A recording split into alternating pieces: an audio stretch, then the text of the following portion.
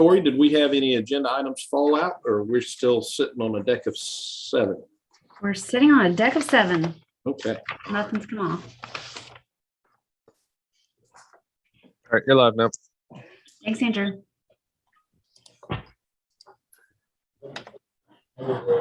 Thanks, Andrew. Okay, so now we are going to,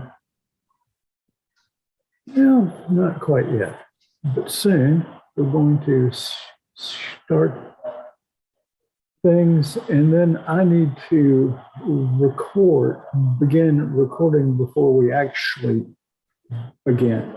Oh, okay, John? Sure. You let us know when we are all ready. I see we're live on YouTube. I know we need to start recording, but if we're ready at 4:30, we'll start at 4:30. Okay, great.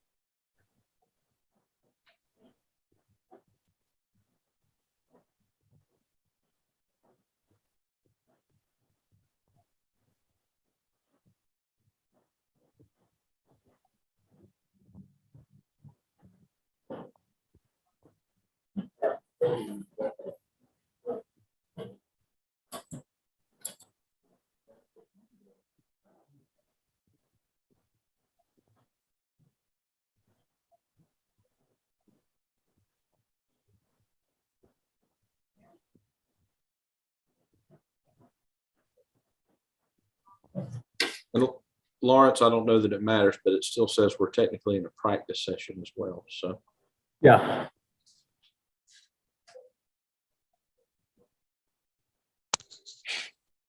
I have a start webinar option. I'm going to go with it. Okay.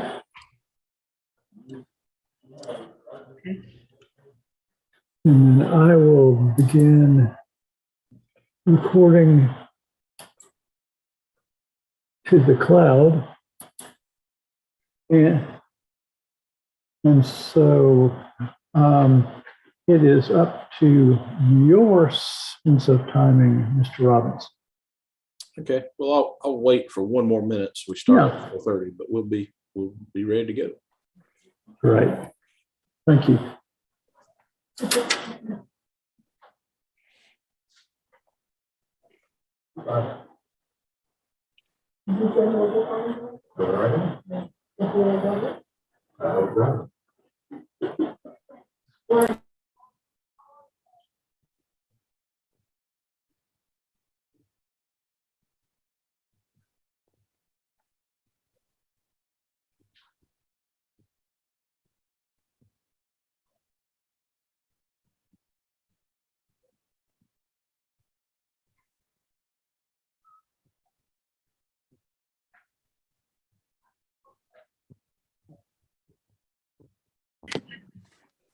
I've got to jump on another. Yeah. All right. Okay. It is Hey, 4:30. I'm going to start the read-in. Welcome to the January 12th, 2022 BAR Large virtual meeting. My name is John Robinson, and I'll be serving as the chairman this afternoon and evening. The other board members present this afternoon are Jay White, who will recuse on agenda items 2 and 3, Luda Subchuk, who will be recusing herself on agenda item number 4, James Metters, who will be recusing on agenda item number 2, and Caro Wheeler as our alternate. Thank you for serving today. The city staff present are Tori Parrish and Lawrence Courtney. For those who are not familiar with the process or need a reminder, the order of each presentation will be as follows. There will be an introduction or overview by the project by city staff to the board and for the public. This is followed by the application presentation. This is a 10-minute time period, or additional time can be granted by the chair. Any questions of the applicant by board and staff can also be added to this time. Any and all presenters should clearly state their name for the record. Persons affiliated with the project, be they owners, developers, designers, consultants, should speak during this portion of the meeting rather than in the following public comment period. There then follows a written public comment period. Written comments are due by noon of the business day before the meeting. They've been transmitted to the board members thereafter. Unless determined by the chairman to the contrary, written comments will not be read aloud during the meeting, but they are part of our deliberations. This will then be followed by a live public comment period, or at least a video live public comment, which is has a 2-minute time limit per speaker, or additional time can be granted by the chair. The applicant does not respond to comments made during the public comment period. Any person speaking during the public comment period should clearly state their name and address for the record. This is then followed by city staff comments and recommendations. The applicant then has the opportunity to respond or clarify either public comment or city staff comments and recommendations. This period is limited to 5 minutes. The applicant will then not be recognized and will speak if called upon. This is then followed by a board discussion and vote. The application, presentation, and public comment period is now over. The applicant may clarify inaccurate information when recognized by the chair by raising a hand and waiting to be called upon, but otherwise may only speak if asked a question or asked to address something by a board or staff member. No item has been withdrawn from the agenda this evening. This is a reminder to the public to please turn off all cell phones and other disruptive devices. Please limit your comments to architecture only. You are reminded that comments related to zoning, parking, traffic, lot coverage, and livability concerns are not purview of this board and therefore cannot be voiced here. I have some additional protocol for various presenters in the public tonight. Applicants should know that staff control the PowerPoint presentation that includes everything submitted by the applicant by the deadline in accordance with submittal requirements. Applicants simply need to ask the staff to go to whichever slide or page they like. Applicant, staff, and board members are required to give their name whenever speaking. Video and microphone has been disabled for all attendees. Attendees, as opposed to board members and staff, will only be given the capability to speak when they're called upon during their presentation period and during their agenda item or after the public comment period. The chat and Q&A functions associated with Zoom have been disabled for everyone. A reminder to the public regarding protocol. All applicants, team members, and the public have been required to register, indicate the project they wish to comment on, and submit any documents in advance of the meeting. Just as at an in-person meeting, all applications heard today are part of a public meeting format. If you have registered and will speak during the public comment portion of the meeting, you will need to state your name and address for the record. Those members of the public that have registered will be called on in order by project. The staff will call on registered members of the public to speak for each project. Unregistered members of the public who raise their hand will not be called upon. Written comments have been received by the board in advance and will be summarized. Lastly, protocol for the board. Board members will be polled by the chairperson for comments and their vote on a motion at the appropriate point in the meeting. Each member, when voting, should respond yay in favor or nay not in favor. The chair shall reread a motion verbatim, and the board member making the motion should correct the chair if I have not reread the motion accurately. If a board member needs to recuse, he or she will temporarily be removed from the meeting and placed back in the meeting at the start of the next agenda item. If the board needs to go into executive session, they will call into a separate conference line. All of the video and audio on Zoom will temporarily be turned off until they're ready to exercise, ready to return to the regular meeting. All right, Ms. Parrish, what is agenda item number 1?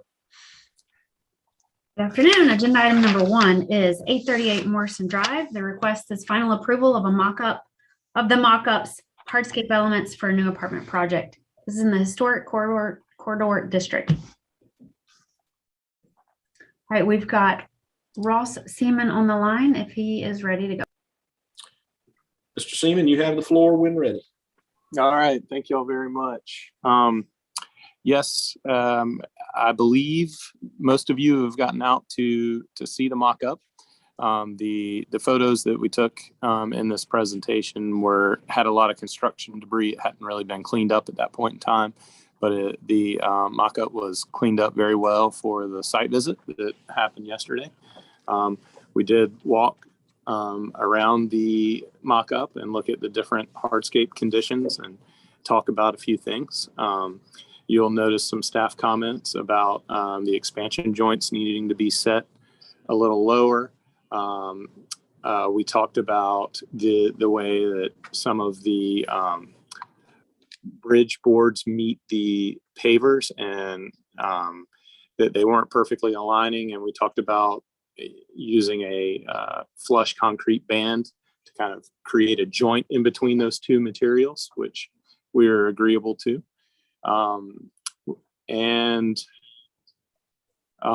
We looked at the different paving types and pavers. We have a lot of different kind of textures and patterns going on, but we stick to a very similar theme throughout the whole hardscapes of these cool gray tones and wood tones. I think, given the size of this project, having some different textures and patterns going on in different areas will be really nice. I've seen staff's report. We're agreeable to all of their comments. I did send Lawrence a exhibit today where we've already addressed a few of these concerns by adding that flush concrete band. He also had an idea about we have a scoring pattern that's an angular scoring pattern on the, keep going.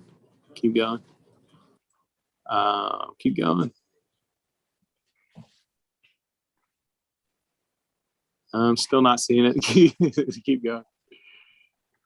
You can see it in the back beyond the wood pavers right there. There's an angled score line.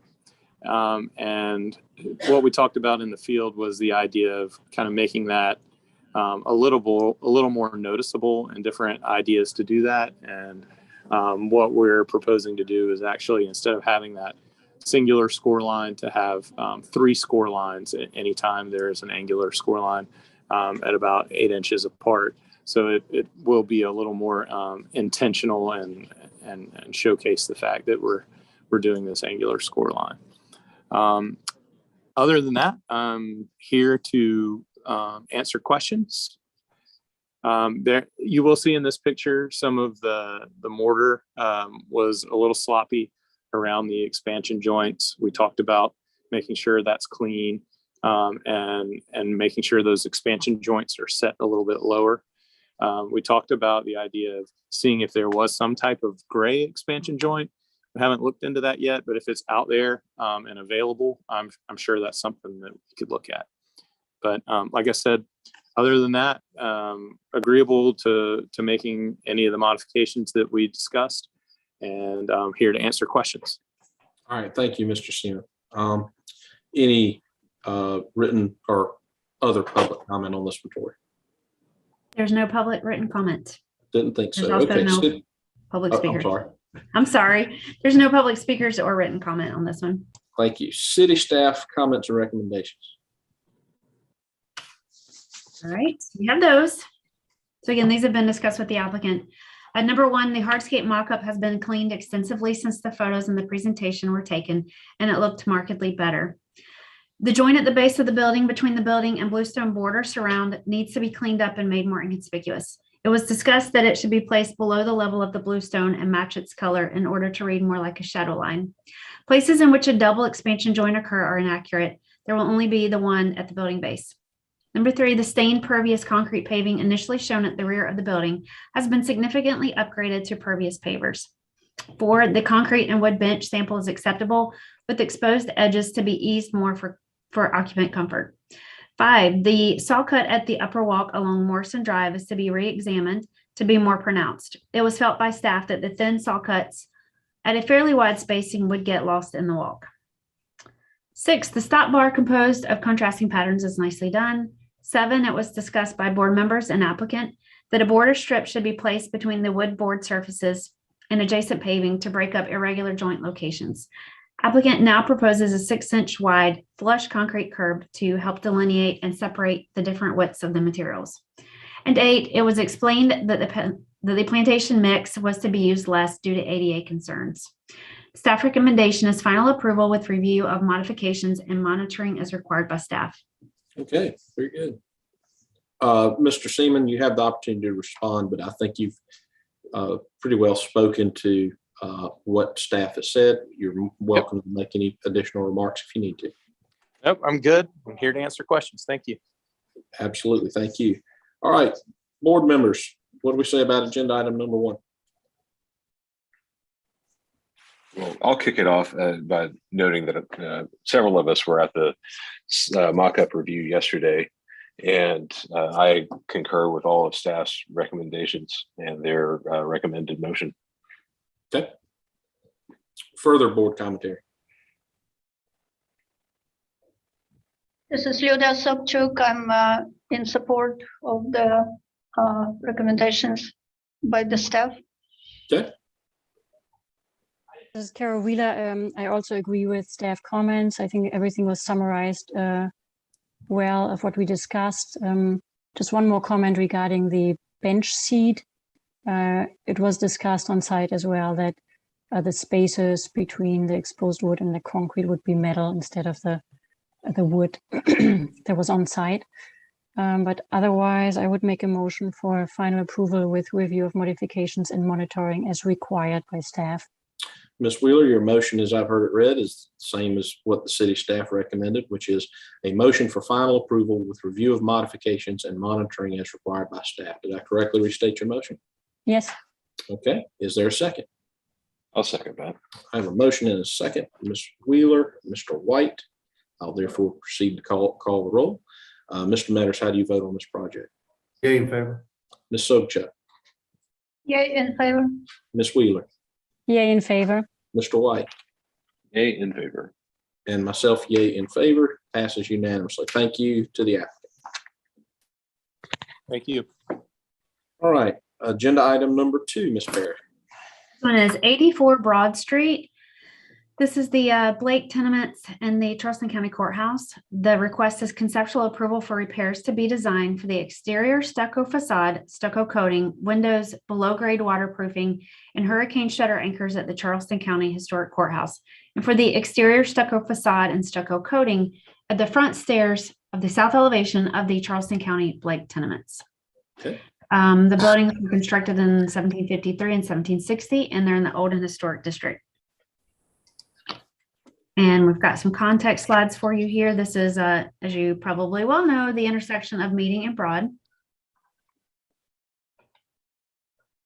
This is looking southwest on Meeting Street with the courthouse in front of you and a little hint of the tenements building on the right. And then this is looking from Meeting Street. You can see the Blake tenements back there beyond, and then the courthouse on your right. And this is the famous Four Corners at Broad and Meeting. We are looking east. And we're looking west. All right, with this one, we've got, I'm going to say them as I bring them in here. Dave Tepke. And we have Kayla McNabb and Neil Frazier. Very good.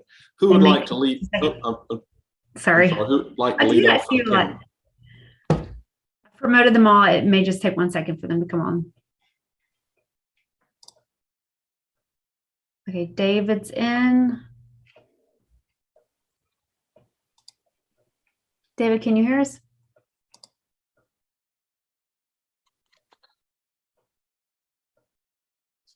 Yes. Okay. Mr. Tepke, you have the floor.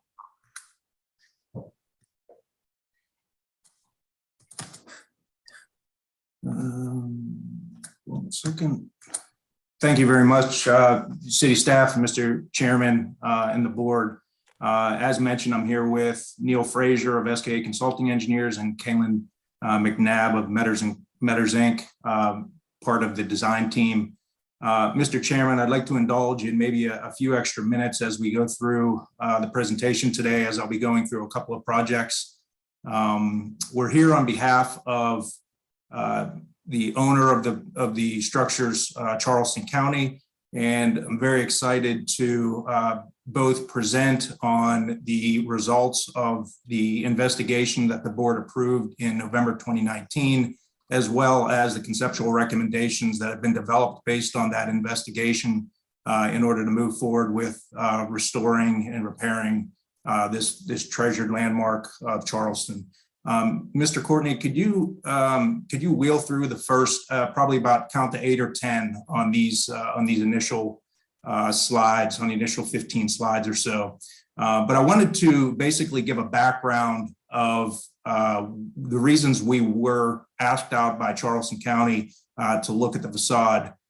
In 2019, actually late 2018, the county had identified spalling hazards for the for the stucco that's on the building, as well as coating distress and deterioration. And so this is some pictures of locations of that coating deterioration. You can move forward. Go ahead. So you can see coating deterioration, corrosion staining, stucco delamination. Go forward. And so as part of this, the county had asked us to look at it primarily from a safety situation and also from a moisture intrusion standpoint. And as part of this, there's an initial document review at the various sources within the city. And we were able to identify various items throughout the history that have been done to the building. As part of this work, we had identified several reports that have been done leading into previous bar submittals from 1995, 97, 2005, and 2009, which described various different repairs. Obviously, the building was constructed in the 1750s and then rebuilt in the late 1700s. In 1941, there was an addition added, and as part of the previous repair, that addition was removed. Go forward, please. So I'd like to note that the project team, go back one, please.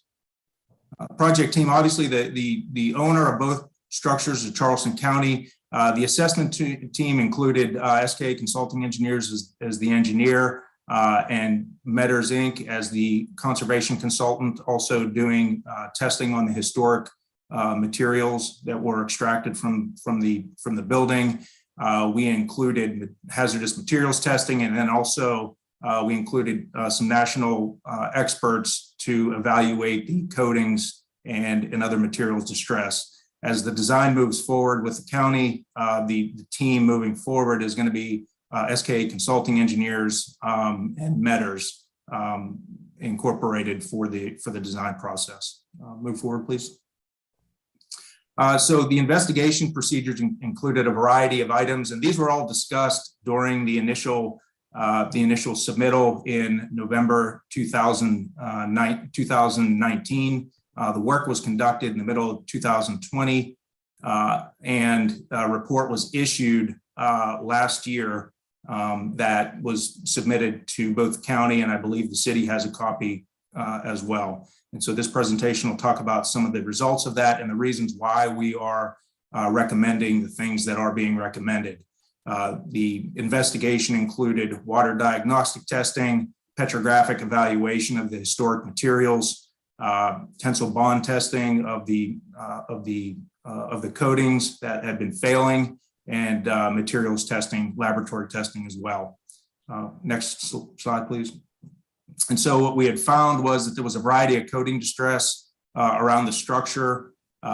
We had identified a variety of additional problems. Next slide, please. With the delaminations of the stucco in large part in the columns on the front, and there have been pieces of those masonry items that have spalled and fell in the past, and so the work will obviously include repair of these elements. Next, please. This is just showing some additional distress and test locations where tensile bond testing and stucco testing was conducted. Next. So I'll talk a little bit about the findings and recommendations. Next slide, please. Through the coating analysis, what we had identified is that on the building, there's an alkyd-based coatings. Those of you that are familiar with chemistry know that alkyds and cementitious backings don't always work well together.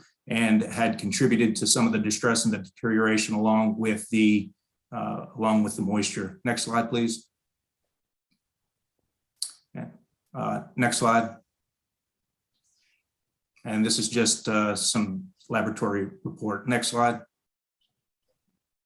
So the stucco, we had identified during the work that the stucco depth over the mass masonry had ranged from about 1/4 to 2 inches, and the laminated stucco was observed throughout the structure with the testing. And again, there was a higher percentage of delaminations at the facade on the south side. Next slide. This is just showing some cores and extractions that were taken, and Metters Incorporated took these and subjected them to petrographic evaluation. Next, please. The one thing that we observed primarily with the stucco and the samples that we took from the facade were that it was primarily contemporary stucco. And so although historical records have shown that stucco had been on the building for a long time, there's been a variety of different iterations of repairs, and the stucco samples that we extracted gave rise to us observing more contemporary stucco systems. Next, please. As part of this, we determined, or Metters determined, what the appropriate repair mortars should be going back when the delaminated portions are repaired. Next. As part of the work, we also did water testing on fenestration. Now there is leaks at the building in the windows, and as part of this work, there will be measures taken to seal the windows. Next, please. Below grade conditions, some of the bluestone was removed on the south east corner of the building at a convenient location, and what was observed as was predicted is that there is no below grade waterproofing. That's fairly predictable.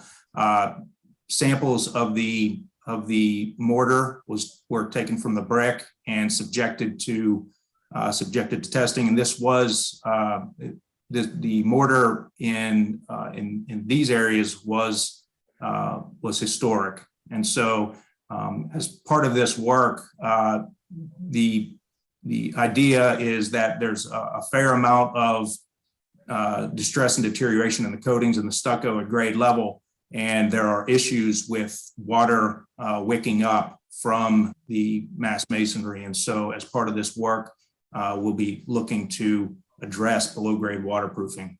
Next slide, please. The hurricane shutter anchors had variable conditions, and as such, these elements will need to be repaired and replaced as well. Next, please. So I'm just going to very briefly go through the conceptual proposed repair, which includes the removal of all existing coatings.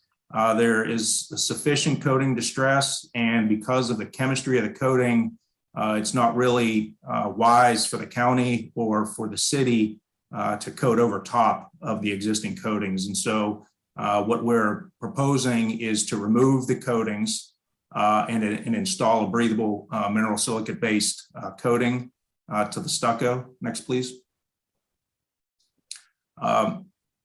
Repair of the stucco will be included. As mentioned, the stucco, all of the stucco we observed was contemporary, and we're not proposing to do any more stucco repair than is necessary. And so as part of the work, after the coatings are removed, delaminated portions of the stucco will be removed and replaced and repaired. Next, please. The windows, per the intent of preservation brief number 9, the windows are going to be sealed and protected in that manner. We recognize that the windows are historic and have great value to the aesthetic of the structure, and as such, the windows will remain in place. Next, please. Below grade conditions, again, what we're proposing to do is to install partial below-grade waterproofing for several feet below to help with the wicking nature of the water that is creating some problems with the stucco and coatings. Next, please. As mentioned, the hurricane shutter anchors will be replaced. Next. As part of the work, the guardrail that sits on the west has broken away and is fairly loose. And so this will be repaired as well as part of the repair. Next. As mentioned, the report has been provided to the county, and it includes basically all of this information. And I would like to go into the Blake. If the chair would indulge me a few more minutes, I'd like to talk about Blake briefly. It's very, very brief. Mr. Courtney, could you go to the slides here? As we know, Blake tenements were built in the mid 1700s, 1760s. And in fact, there have been some alterations over the years. The county had noted that there was significant brick mortar deterioration in the mass masonry structure in the basement areas. And so the scope of work is essentially interior to replace and repair broken brick and repair repoint mortar joints. On the exterior, this will affect in a very limited nature. These repairs will affect in a very limited nature on the south corner of the building where the mass masonry is observable from the landing. Next picture, please. This is just some additional background. Next picture. Next, please. This is just another picture such as Ms. Parrish has put up before, showing the location of Blake tenements behind the historic courthouse. Next, please. So the areas of concern that will have architectural impact from the exterior are primarily the landing and the facade, the stucco facade that the county would like to have addressed. The landing isn't currently in use, so the railings aren't really being used by passersby or tourists. However, there's some corrosion associated with those guardrail with the railings, and then also the stucco is cracked. Next picture, please. So you can see that there's cracking. It's a stucco, and so as part of the work, Metters Inc. and SKA went out and evaluated the conditions, and additional materials testing was conducted. Next picture, next, please. And so the prescribed repairs here are going to be pretty similar to what's being done at the courthouse, is to remove the coatings and repair the stucco. Next, please. And again, we recognize the adherence to preservation briefs. And I think that's all we have here. Again, we're very excited to report this to you. We feel like we have a great team of both local, people who understand the local importance of the structures, and we'd be happy to entertain any questions.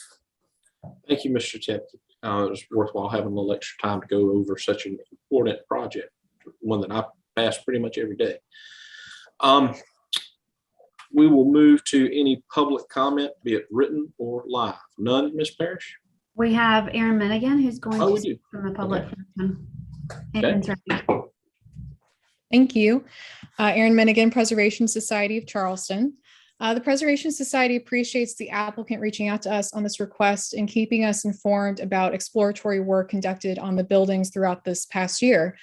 These are highly significant buildings, and we appreciate the detailed conditions assessment to inform the proposed scope of work. We are pleased to support this effort necessary to repair these buildings for their continued use. Thank you. Thank you, Ms. Minigan. Any further public comment? That concludes the public comment. Okay, all right. City staff comments and recommendations. Staff comments number 1, the strategies and methods for repair are found to be acceptable. And 2, the parties involved in this work have proven themselves to be sensitive and careful in dealing with the historic building fabric, thorough and very capable of performing the sensitive work to those very important buildings. The recommendation is final approval with final review of 4 permit drawings and monitoring as required by staff. Okay. Any response, Mr. Tepke? You technically have a rebuttal period, but it doesn't sound like you need it. No, thank you. I appreciate the comments, and we're looking forward to working with staff and the board through the project with the county. Thank you, sir. We'll now move to board comments and a potential vote on this agenda item. What do my fellow board members have to say about agenda item number 2? This is Carol Wheeler. I'd like to thank the applicant for the very thorough and detailed presentation. And I support staff's recommendation. I just had one question in regards to the hurricane shutter system. Will you be replacing that in kind, or do you have a new system that you will be using? We're planning to go back in kind. That hurricane shutter system was installed just recently, Okay. in the past several years, and we're going to do what we can. And we're going to work with staff. Obviously, we want to make sure that it's safe and code compliant, and there's some design issues to work out there. But we're not planning to do anything that is visually going to be impacted. Thank you. Further board comments? This is Lyuda Sobchuk. I'm also was really attentive and listening to the presentation. Thank you. It's always amazing how those historic buildings surviving as they are, you know, with all the materials which cut before, but any of them needs maintenance and upgrading, and happy to hear that it's going to happen. So obviously I'm in support of the final approval. Further board comments? I would like to introduce a motion for final approval with final review by staff of the permit drawings and monitoring as required by staff. I have a motion. Can I have a second from Ms. Sobchak? Yes, I would second that. Okay, a motion and a second. Ms. Wheeler, how do you vote on this item? Yay in favor? Ms. Sobchak? Yay, in favor. And myself, yay in favor, so it passes unanimously. And that the motion was for a motion for final approval with final review for permit drawings and monitoring as required by staff. And we zipped through that so quickly. I just wanted to add that seeing those buildings every day and having a great attachment to them, I'm really pleased that they're going to get the rehab that they needed. You could see conditions progress, accelerating in their deterioration of the premises over the past couple of years. So I'm glad that the county's got able bodies who are going to fix the buildings. Okay. Thank you to the applicant. Thank you very much. Agenda item number 3. Right, we have everybody back in the meeting. Mr. White and Mr. Metters. Yes. Everybody's back, okay. Moving on to agenda item number 3 is 275 Hugey Street. The request is conceptual approval for the new construction of an 86-unit affordable housing project, affordable housing apartment building with surface parking. I'm sorry. This is in the East Central Neighborhood Heights District 4 and the Historic Corridor District. This is an aerial view. There is an existing 2 buildings on the site. They were built in the 80s, so there won't be a demolition review. This is behind the Colin McKay Grant homes on Meeting. This is an image taken from Hugey Street looking at the existing buildings. And this is another one with the existing building on the right, and then the Grant homes are on your left. This is looking west on Hugey Street. And looking east on Hugey Street, that's Meeting Street Lofts on your left. All right, with this one, we have Mr. Eddie Bello, and he is on the line. Very good. Eddie, you have the floor. Okay, thanks, everybody. Can you all hear me okay? Yes, sir. All right. Well, again, yeah, I'm Eddie Bello with Bello Garris Architects, and I also have Audrey Randall and Nick Galitza, who is project architect from our office here somewhere. And then we have our clients, Mungo Construction and Nick's Development, and the Housing Authority of the City of Charleston. Also, I think everybody's on the line at various places. Okay, so Tori did a great job introducing where this project is. So next slide. Again, you can kind of see it dashed in there. Next slide. I'll go through this part quickly. A couple of things that we were inspired by in the design for this. One is looking at the history of the site. Tori mentioned the Colin McKay Grant homes there on the right. You see those little pink boxes. We looked at those, and then thinking about the history of the site in general.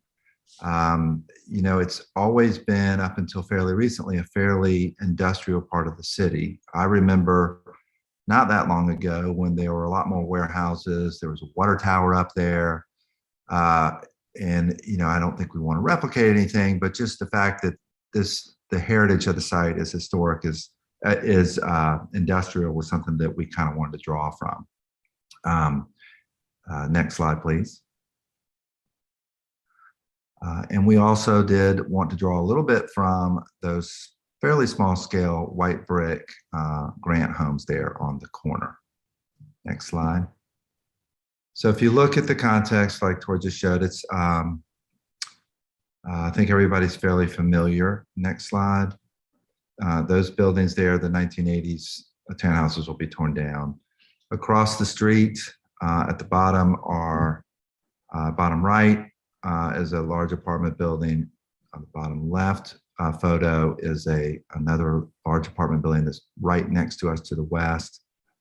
Across the street on the top left are the central lofts, and then there's a pretty small building there, an old warehouse where Palmetto Brewing is. Those bottom two photos illustrate another sort of inspiration that we were drawn from. Next slide, please. And that is that we looked at some of the newer buildings that have been built in this area recently. And as y'all know, that this area is rapidly changing. And there's been a lot of larger new apartment buildings. And, you know, I think we, while there's some handsome buildings, I think collectively they feel kind of heavy and fairly boxy. And it's not really a criticism. I think it's just something, you know, we wanted to try to have our building be a little bit different from how some of these other newer apartment buildings have been done, just so that we didn't add to that. It just starting to feel a little almost overbearing in some ways. Next slide, please. Okay, so let's skip through this. Again, there's a site. We've got lots of site views. This is the demo. Don't need to see that. Okay, so a couple things when we thought about how to situate this building on the site. The first big move was to not have our building sit over parking. That freed up a couple things. First of all, our building now doesn't have to respond to the requirements of auto circulation. Secondly, it instantly helps our building engage better with the ground because we're not 9 or 10 feet above grade. We're about 5.5 feet. We're in a flood zone, but which is a big difference. That 4 or 5 feet makes a big difference. So we have the site, our building sited as low as we can go. Parking is right there on the site. And then just by coincidence, we ended up aligning. You can see at the top of the page there's an arch, a historic arch with the Grant homes, with our sort of secondary entry. Thank you, whoever that is. I don't know if that's Lawrence or Tori, but with our secondary entry. So next slide, and then I'll talk about more how the building works. So this is an enlarged plan of the first floor.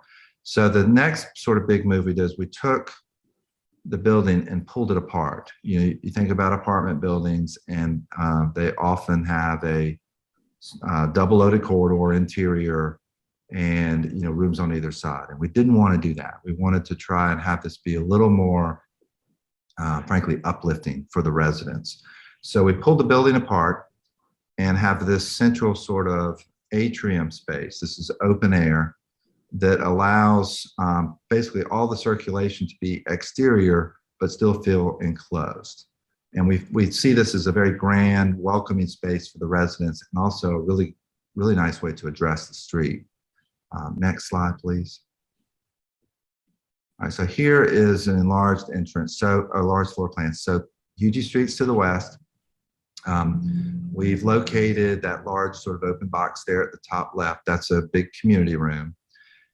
But again, we've sort of introduced this sort of interior garden that starts at Hugey Street and then pulls all the way through throughout the building. So we've got some development to do, but the idea is that that is a very open, light-filled space, very natural. We have trees, benches, interactive, but still a private enough space where the residents feel like it's their own. And so we're showing sort of how stepping might occur to get up into that level. Next slide, please. And then the upper floors have walkways that are open to below. And as we develop it, we'll have more sort of areas for residents to use there. Next slide. I failed to mention that, so we've got these sort of two bars of building blocks. One is fairly parallel and perpendicular to Hugey. The one to the east there follows actually the angle of Meeting Street, and then we just flipped it around a little bit. It's a big building, and so we didn't want to have a lot of sort of decoration, but we want to have enough, just that little move there to give it a little bit more interest on the side. Now, I'll show that elevation in a minute. All right, next slide. Next one. So these are just the floor plans. So the roof, so we do have a roof, of course, over our building, but we have partially shaded and covered in the middle. All right, so next slide. I'll go quickly. All right, so here's an aerial that shows, again, very, very simple. Just the big sort of, the idea is it's a big building under a large shed. Next slide. Okay, so this is the view, the north elevation from Hugey. We've got the two main masses are a light colored brick. Again, kind of referencing those Colin Grant homes. Then we've got this big sort of superstructure roof. And we did a lot of study for how much light can come in. We're Charleston, so shade's a big deal, but we want to have enough cover that if it's raining, you get some cover, but also that it feels open and, plants can grow. Next slide. And most of these are kind of the same view. All right, so here's the streetscape. I think everyone's going to be okay with our height. We're far enough away from the Colin Grant homes that's not an issue, and everything around us is pretty tall. So height-wise, we should be fine. Next slide. Just some front and rear elevations. The one on the top is the rear, not really visible much from the public. Next slide. I think the perspectives show it better. Here's just a pure elevation. Next slide. Okay, so just a sort of a close-up of how that sort of grand entry might work. This is sort of the main entrance from Hugey. To the left there is that community room. We've got a very, very simple common porch out there that addresses the street, provides another sort of activity area. And you can kind of see our language of how the structure will work. Very, very simple. We want it to be, though, out of shapes. That's why I showed that picture of the old Grace Bridge.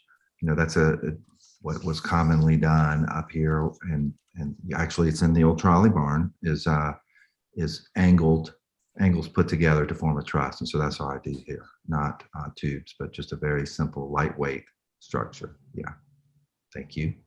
Next slide.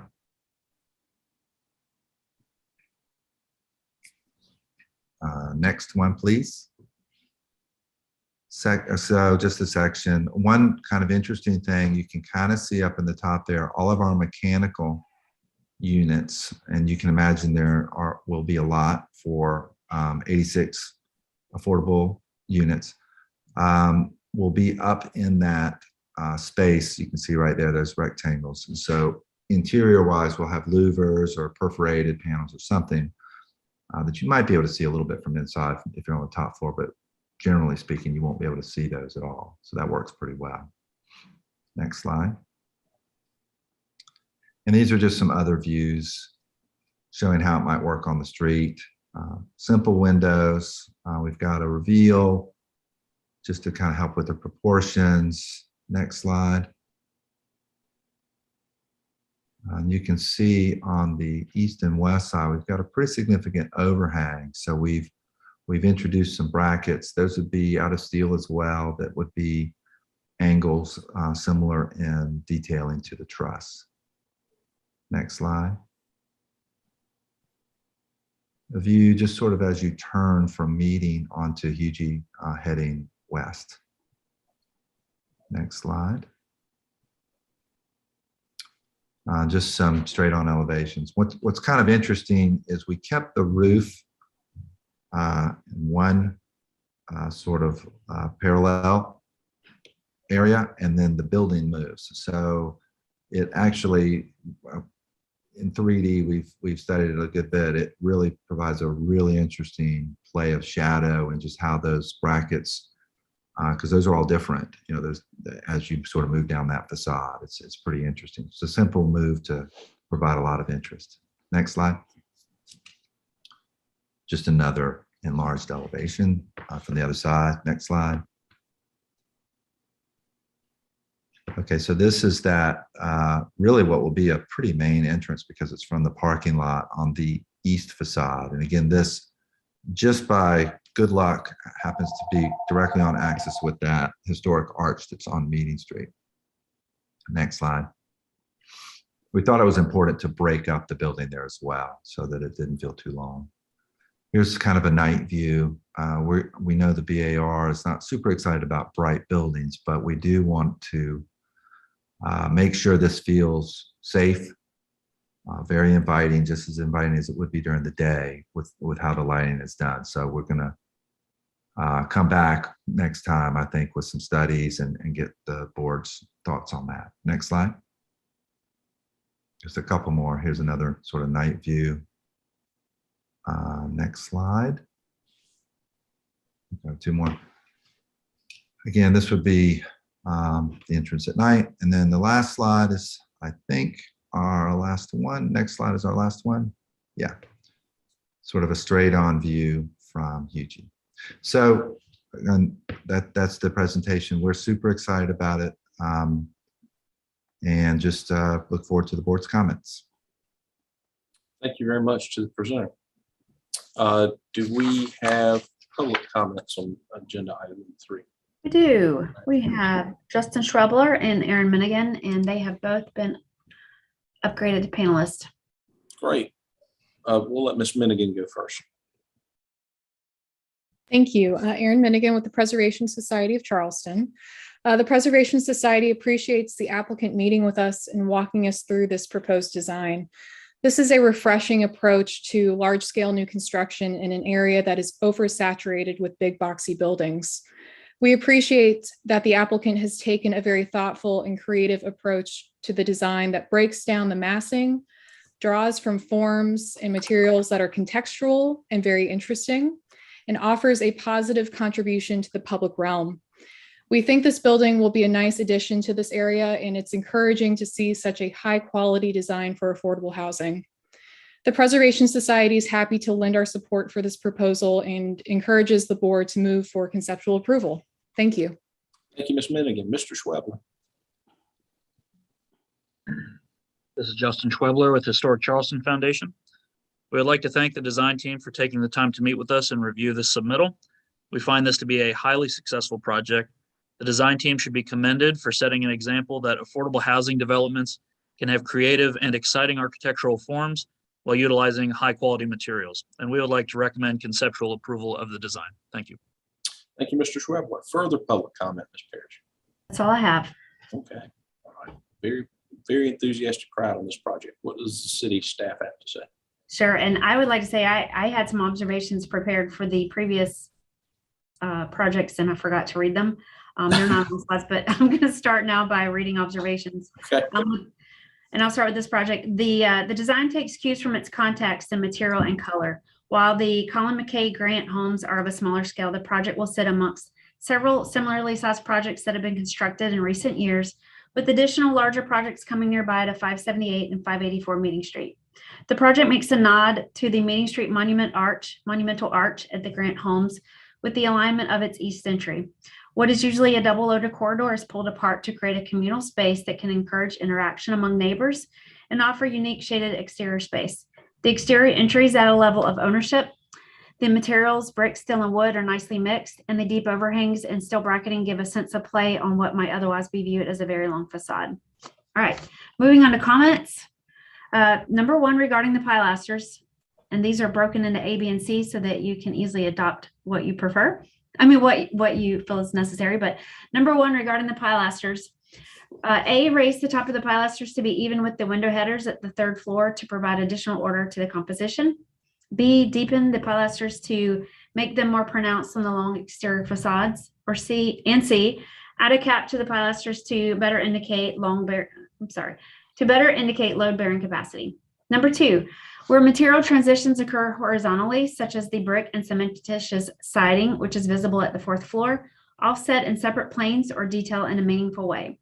Number three, while not in BAR purview, we recognize that the building's orientation will limit direct sunlight to the courtyard to limited times of the day, and therefore the landscaping in the communal courtyard should be carefully selected. 4, all exposed steel shall receive a high-performance coating. 5, staff recommends a soft landscape buffer between the project and the Grant homes. And 6, because the open stairs are the primary vertical circulation of the project, staff recommends that they be covered to protect the occupants in inclement weather.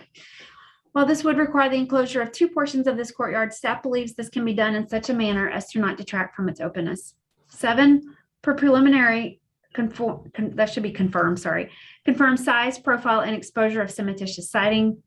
And 8, for preliminary, describe the sculptural wood element that spans the 2nd through 4th floors at the north elevation. We are recommending conceptual approval with board and staff comments incorporated. Thank you, Ms. Parrish. Mr. Bello, you may respond directly to anything that was said or dispute anything if you choose to. Well, I guess thank you for the comments from the city and from the preservation groups. I think all of the comments, I think we can handle. The 2, I think we might want to study and just come back and see is the height of the, one of the city's comments was where that height of those pilasters stop and start. And, I think they're saying align with the window head. We're showing the middle. I know that is not typical. We actually had it higher, like that recommendation is, and it just didn't seem to be as strong. So, but we'll look at it again. I definitely agree that those pilasters could be a little beefier and little extend out to be a little bit more, provide a little more relief. So I like that. And all the other comments, I think we got to think about those stairs, but I think how we enclose those to provide a little more protection could be semi-enclosed, a little bit similar to that north wall, the sculptural wood element that is mentioned in number 8. I can see us using that technique for those stairs. But anyway, so I think the only one that I gave me pause is that top of that pilaster, just because we studied that before, but doesn't mean we can't study it again. So I think we're okay with, I don't have anything else to say. Thank you, Mr. Bello. I think that's it's been a good presentation all around. And sometimes the best thing is knowing when to stop, right? That's right. All right. What do my fellow board members have to say about this project? I will start. This is Luda. Eddie, it's really interesting and successful and simply looking building. I'm really interested in it. I have a couple things. If I would First of all, pilasters, I think they are in the right height. Because otherwise these brackets will be chopped off. The height is helped to, and the size of these brackets helps to mitigate the height of the building altogether. So I think, to me, they're in the right location. The rest of the comments about pilasters, I would agree. Deeper and maybe cap. Other thing, want to ask a question. Did you maybe study the facade, which is facing pretty much the meeting street? You have it broken in the middle with the stair and entrance and things like that, but roof is continuous. Would it help if, again, to break a little bit of the messing of the overall, to break the roof as well and maybe lower it or something like that and help with the covering of the stairs there? That's just a comment. Another comment, I think, the canopy which goes around the that common room space, and when it's projected on all sides, pretty big. But on the side of the courtyard, it seems like chopping out the courtyard. So I don't know if it needs to be cut back and be more aligned with the sculpture wall that you have, and the courtyard entrance will be more open. Other than that, I'm really excited about this project. Thank you. Further board comments? This is Carol Wheeler. I'd like to thank Eddie as well for the presentation. This is also a very important project for the city, and it's wonderful to see an elevated design with a high quality for an apartment project, especially a public or affordable housing project. And it's very important that these projects are also located here in the city. So I agree with the Preservation Society's comments and historic Charleston comments. The site plan is, in general, it's a very good site plan because it leaves enough space to the grand homes and respects those Category 1 buildings. And also the massing is simple and appropriate. I was also wanted to comment on the long roof. I know you want to have a big shed expression, but I also wonder if the roof was broken up in the center, it would probably emphasize the central axis a little bit more, and also it might actually emphasize the slight angle you gave to the east facade if that roof was broken up and the roof line would follow the facade actually. And it would simplify the bracket design probably. So I think that should be studied. Other than that, I agree with staff comments, although they are more preliminary in nature. And I think the pilasters, that there will be something that the team would study, or if you have already studied it and determined that it would be better as how you presented it, then I think moving forward, we can eliminate that comment. But otherwise, it's a great project. And I agree with staff's recommendation. Further board comments? I will just chime in, Eddie, and say I think this is a very thoughtful presentation. It's nice to see what your proposal is going to be replacing. This is obviously much, much, much better architecture, which demonstrates that everyone can benefit from good architecture and a better built living environment. I like your proposal because it's not heavy. I like the way it contrasts with its contemporary neighbors, and it was suggestive that other large scale projects look to this one as a model. I feel pretty strongly about it.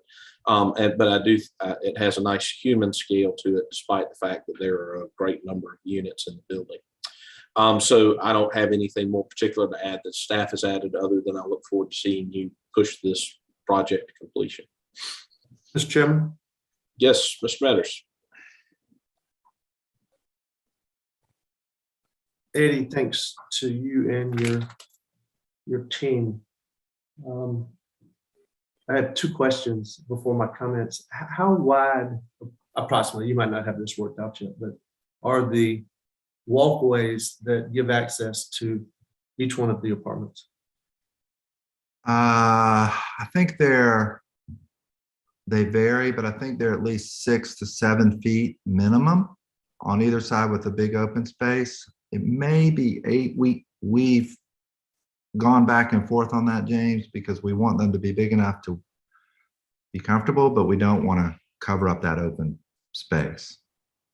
And currently, the plans don't show an elevator. Will there be one?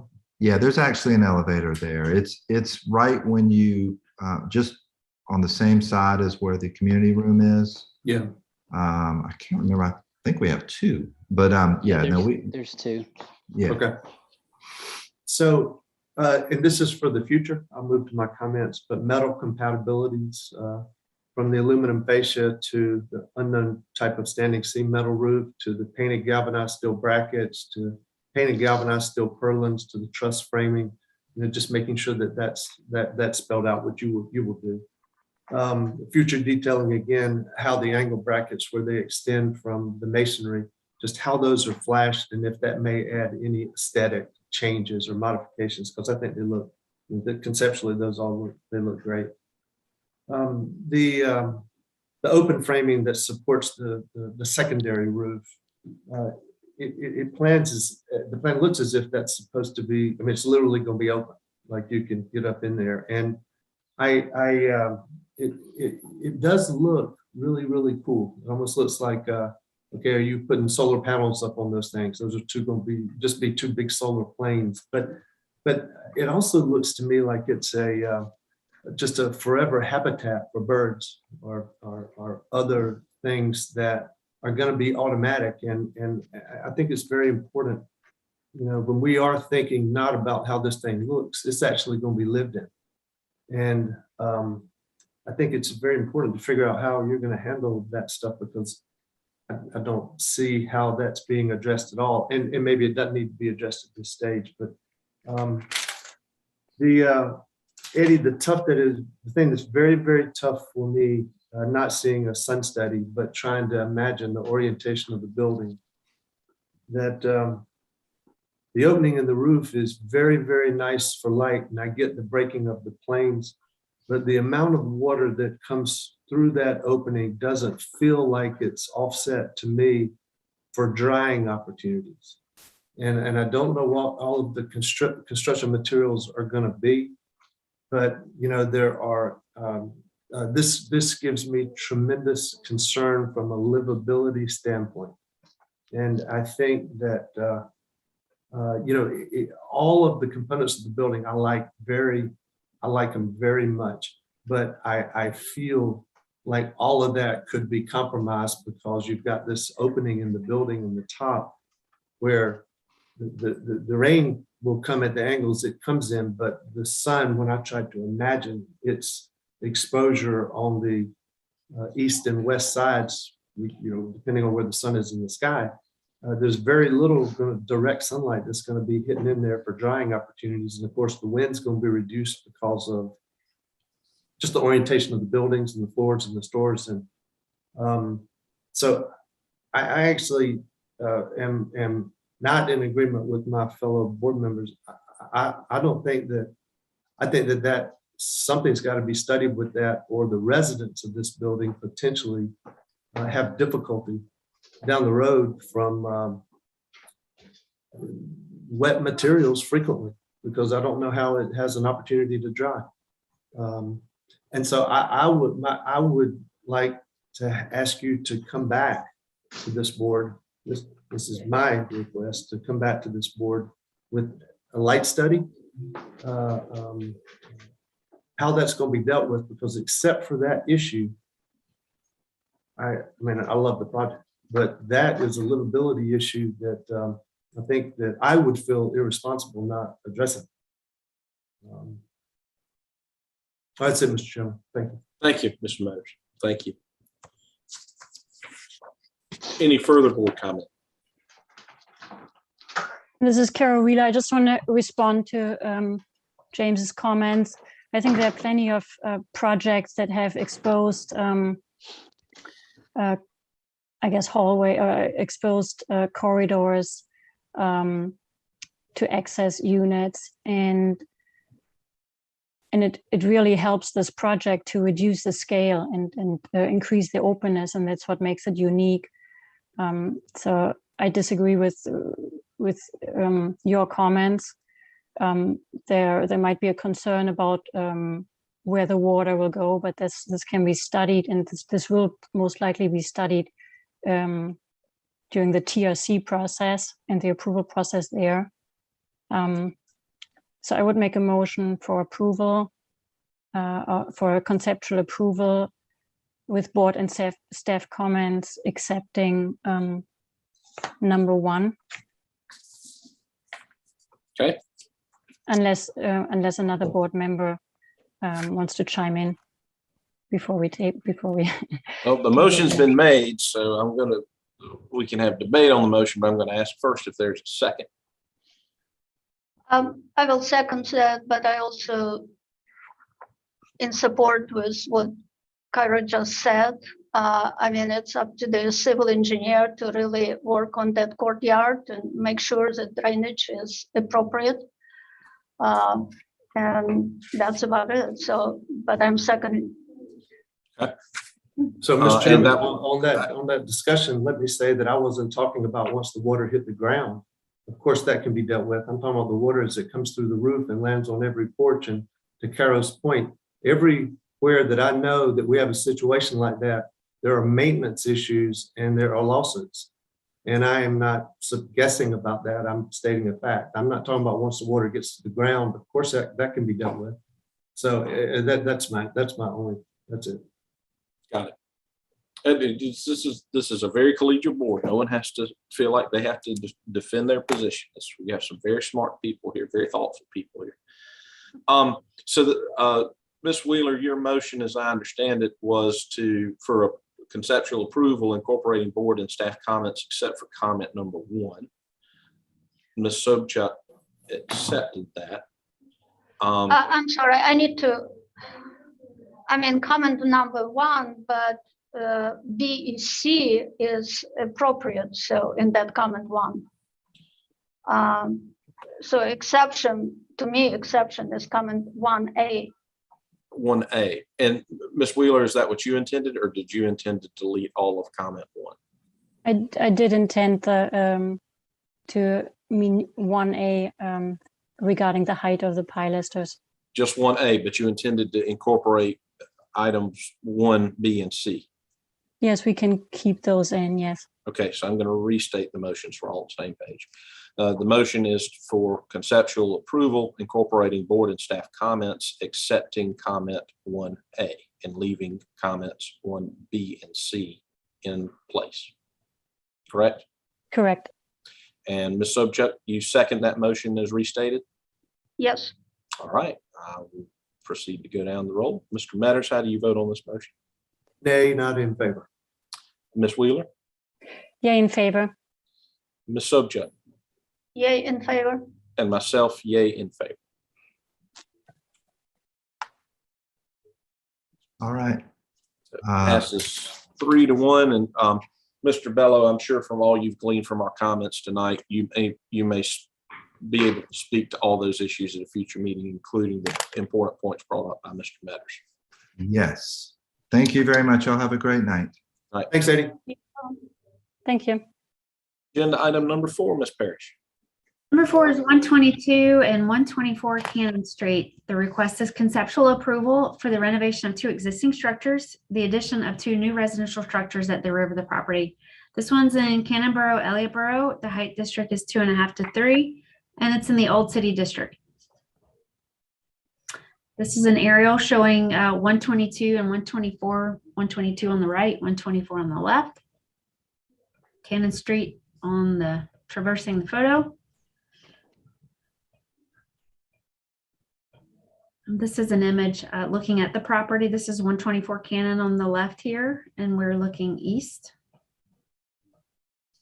We're looking into the property. This is 122 on the right, 124 on the left.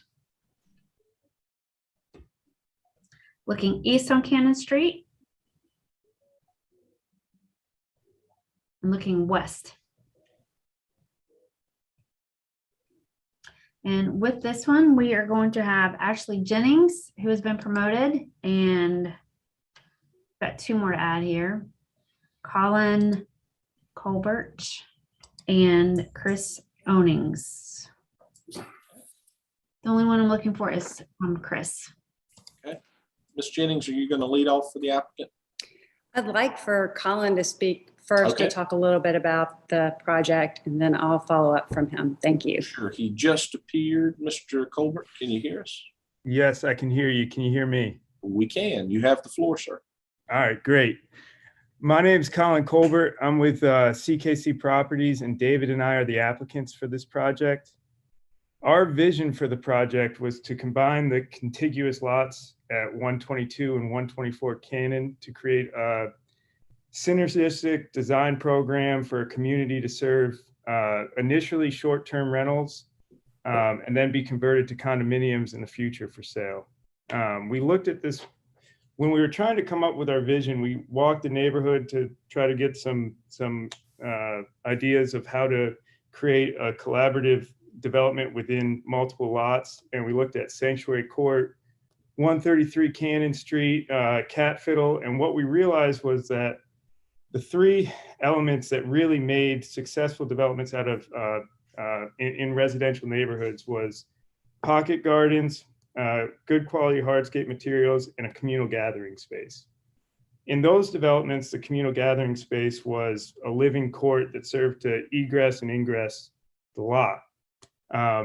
When we hired Ashley and Chris to help as our design team, we asked them to expand on that. And what they've come up with is in the center of our development is a hardscape patio, pool, trellis, grilling area that provides a space for gathering and ties the whole development together.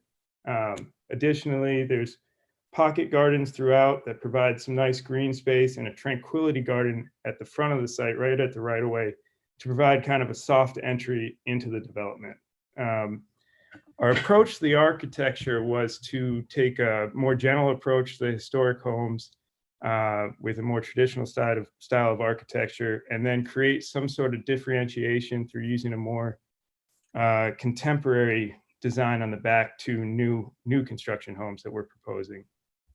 As always, we went to Historic Charleston Foundation, Preservation, and the other stakeholders, including the Neighborhood Association, to get comments. I think we incorporated a good majority of their comments and got some really good guidance from the preservation groups, including adding a screen wall that was originally on 124 Cannon and removing some of the porch elements that weren't historically there on the existing homes. I think we've gained the support of Historic Charleston Foundation and the neighborhood, and we're anxious to hear what preservation has to say tonight. But I'll let Ashley and Chris take it from here and walk you all through the design. We appreciate your time and thank you for your consideration. Thank you. Thanks. Ms. Jennings. Thanks, Colin. I'm going to try to move through this quickly. I know we have a 10-minute time limit and there are 4 structures we need to talk about. So if we could move to the next slide, please. These are the Sanborn Maps. And just to talk a little bit about reiterating what Colin said, we want to renovate the 2 historic structures and then design 2 additional rear structures that complement but are distinct from the existing historic structures. And so our first step was to look at what the history of the site was. And there's definitely some evidence that there were some outbuildings on this lot. In fact, a rather large one behind 124 that we think was probably a livery. Next slide, please. This is a streetscape of the existing area in Cannon. You can see that 122 is a little unique because it sits back from the street. 124, 122 is in pretty good shape. 124 needs a little bit of TLC. Next slide, please. So these are some images of the existing structures. And as you can see in both instances, there is an exterior porch that we're proposing to remove. 122 is currently configured as a triplex, and we're proposing to go back to single family on that one. 124 is configured as a duplex, and we're proposing to maintain the duplex status there. As you can see, the way that the buildings are sited, there's a lot of empty space on the lots. Next slide, please. Also, in looking in precedent, we wanted to look at some other larger developments on Cannon Street where you had a number or a collection of larger buildings on one site. And you can see in the middle image, this is 71 Cannon that has a lot of different structures on it of different varying ages. And then also you see 131 Cannon that has some newer structures in the back. Next slide, please. This is the site plan, and I would like to introduce Chris and let him speak a little bit about the landscape plan, which is actually situated at the back of the set, to talk a little bit further about the material palette, but I'll let him introduce the concept on the landscape plan quickly. Thank you, Ashley. And I think Colin did a good job as well as introducing it. Our concept here is kind of break this into several spaces so that there's private gatherings in the back that are screened by opaque walls or fences. And then there's some semi-public, semi-private spaces along the front of Cannon Street right there. And when we advance to the landscape plan, there's a little bit more detail. And I think I'll kind of go into a little bit more detail, but I just wanted to introduce those concepts. Thanks, Chris. Mm-hmm. So I'm going to move on to the next slide, which is to talk about 122 Cannon. So once again, 122 Cannon is the one to the east, and it's the one that sits back from the property line a little bit. It's currently configured as a triplex, and our intent is to maintain as much of the historic fabric on the exterior of the building as possible. There's a couple of moves that we're making. We're removing the steps that go up to the second floor piazza. Also the stairs at the rear of that piazza, and then also to create a more gracious landing for the door that happens in the hyphen on the back of the structure. Next slide, please. And you can see that the dash lines indicate what's being removed. Next slide, please. And once again, the intent here is to maintain as much of the historic fabric as possible and to restore and replace in kind where necessary. Next slide, please. And that's just an image of the existing structure with the stair in it removed. Next slide, please. Once again, to maintain, there's a lot of different styles of windows, but the intent is to leave those as is. Next slide, please. So 122.5 is a unique structure. The idea was to locate it in the outbuilding. And it's unique in typology because we wanted it to reflect the position it has on the site. If you recall, it sits back behind 122 and it aligns, the portion of the building aligns with the drive. So you see it from the street. So this is a duplex and the idea is to create a double gable here. Next slide, please. So the partie, you can see that you have a gable that references the back of 122 and then a gable that references the drive as it kind of terminates the drive essentially.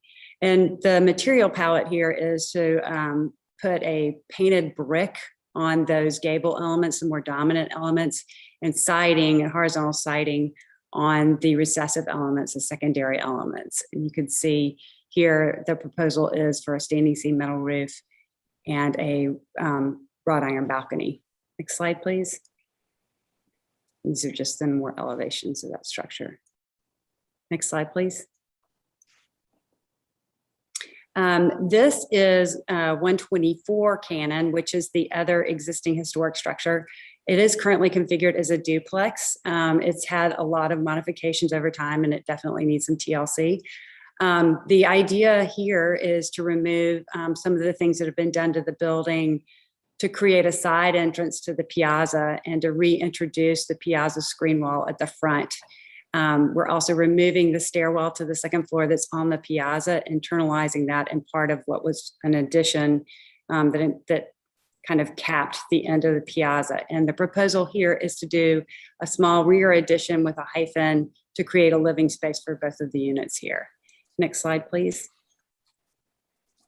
And here it is the second floor plan. And the addition is a 1.5 story element.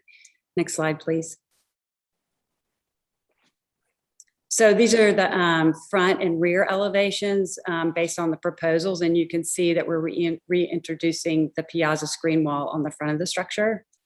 Next slide, please. And here you can see the hyphen and the addition. The hyphen is intended to be mostly glass to create that break between the existing historic and the new structure. And then the new structure is proposed to be a horizontal siding, and we're going to continue the architectural shingles on this one because this one has architectural shingles. In the front of the structure, there's a lot of work that needs to be done in terms of repair, including the balustrade. So there'll be some significant work to the siding and the trim and the balustrade to restore that. Next slide, please. And this is the opposite side. Next slide, please.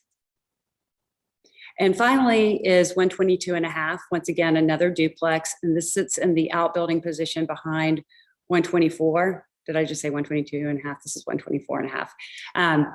And this building has a typology that's more typical of a traditional architecture in Charleston, where you have a porch on the west side of the building. Next slide, please. And so you can see in the south elevation, this is the elevation that looks towards the toward Cannon Street, that the building steps down and creates that element that that orients towards. Sorry, that's 10 minutes. Can I continue? You may. Okay. The porch element relates to that drive and open area. And then on the east side, you see a slatted element, which is an enclosure for a stairwell that accesses a rooftop terrace. The reason that I showed those context photos on Porter's Court is because the vernacular here is similar in a reverse board and batten type of material siding on the main portion of the building and a horizontal nickel gap siding on the secondary portion of the building. Next slide, please. And here you can see that stairwell enclosure that's actually pretty tucked in on the site. It happens between the east side of 124.5 and 122.5. Next slide, please. These are just some model shots showing the relationship of these existing structures to the street. On the top image, you can see that porch element as it kind of peers out on the side at the rear of 124 Cannon. And then also down below, you can see that gable structure as it relates to the drive and the landscape on 122 Cannon. Next slide, please. These are some more detailed, they're a little bit washed out, but these are some more detailed shots of that model and how those two structures relate. And then you can see an aerial view that kind of shows how all of those buildings cluster around that central space. Next slide, please. These are just some site sections to show the relevant scale of those structures to the rear. Next slide, please. And this is the landscape plan. And if you'll move to the next slide, I think that Chris can talk a little bit about the material palette here. That's correct. So we wanted to work with classic materials that kind of match the existing fabric of the neighborhood. Brick paving, oyster tabby paving, wooden arbors, low masonry walls with wrought iron fencing, solid stucco tabby walls to help screen kind of the motor parking area. Travertine pool in the rear, which would be screened by opaque wooden fence. Small fountain along the courtyard of 122 against Cannon Street. And then we'd like to kind of flesh that out with a lot of typical Charleston garden plantings, palmettos, agapanthus, viburnums, podocarpus, really kind of make this a kind of a showcase on the street is our aim here. Thanks, Chris. And then there's one final slide that really talks about the material palette of the architecture. And so you can see nickel gap siding, a Dutch lap siding, a channel gap siding, the types of materials we're talking about for the new structures in the back. Does anybody have any questions? I think we're fine for the moment. May come back to that. Okay, great. But Ashley, did you say what you wanted to? I did. Thank you. Good. Absolutely. Good. Glad to give an extension. All right. Any public comment on this agenda item, Ms. Parrish? Yes, sir. We've got Aaron Minigan and Justin Schwebler. They're both right. coming on. We'll let Ms. Minigan lead off. Thank you. Aaron Minigan with the Preservation Society of Charleston. The Preservation Society appreciates the applicant reaching out to us on this request. Generally, we are supportive of rehabilitation efforts for the front historic buildings and are open to the slightly non-traditional site plan approach, given there is precedent in the area. However, we have concerns with the overall massing, height, and architectural direction of this proposal. Currently, the footprints of both rear houses present too much mass at the rear of the site. Specifically, the bump out on the east elevation of the structure at 122.5 Cannon should be eliminated, and the footprints of both structures should be narrowed and shifted to the east to provide better alignment between the back houses and their respective primary houses. We also struggle with the heights of both structures. On 122.5 Cannon, the roof pitch seems overly tall and creates too much height in relation to the front house. On 124.5 Cannon, the flat roof exacerbates the building's massing and causes the eave to be higher than that of the front house, which is not appropriate per the subordination clause in the ordinance. Finally, while we don't oppose contemporary designs for new construction, the architectural direction of 124.5 is too unrelated to the character of the buildings on the rest of the site, as well as the context. We feel this building in particular needs full restudy to better speak to the architecture of the adjacent structures, especially given the site plan indicates there is a cohesive approach to the project for 122 and 124 Cannon Street. Due to issues with height, massing, and architectural direction, we do feel this project should be denied as submitted, so the necessary study and adjustments may be made in order for it to move forward. Thank you. Thank you, Ms. Minigan. Mr. Schwebler. Thank you. This is Justin Schwebler with Historic Charleston Foundation. I would first like to thank the applicants for meeting with us several months ago to review this project. They've made substantial changes to the plans in response to some of our comments and concerns from those meetings, which we greatly appreciate. The new buildings are high quality in design and material palette, and the scale of the buildings is deferential to the historic structures. We would like to recommend conceptual approval of the application. Thank you. Thank you, Mr. Schwebler. Further public comment, Ms. Parrish. That's all we've got. Okay. We'll move to city staff comments and recommendations. Okay. Number one, at the new accessory structure at 122 Cannon, lower the pitch of the roof. Number two, at the new accessory structure at 122 Cannon, staff typically strongly discourages and does not permit the painting of brick as depicted. However, we find that on this contemporary application, the painting of the brick would make for a more harmonious composition. Number three, at the new addition at 124 Cannon, use equally sized window sashes. 4, the zoning ordinance indicates that additional buildings and additions to buildings are to be subordinate to the height, scale, and mass of the primary building, unless waived for architectural merit and context or for existing lot conditions. We therefore recommend lowering the height and reducing the footprint of the new accessory structures and new addition. And also please include dimensions for floor heights in the follow-up submittal. 5, it appears that a rooftop terrace is planned for the proposed accessory structure at 124 Cannon Street, but no information is provided to confirm. Provide roof plans. 6, indicate locations of pool and all other mechanical equipment and screening conditions on one site plan. And 7, with the exception of 1, solid masonry walls are not typical of this block of Cannon Street, and the proposed wall at the street edge should be eliminated in lieu of a low coping wall with wrought iron fencing above it. Please provide proposed dimensions for this element. The recommendation is deferral for height, scale, and mass of accessory structures and for additional information with board and staff comment incorporated. Thank you, Ms. Parrish. One moment.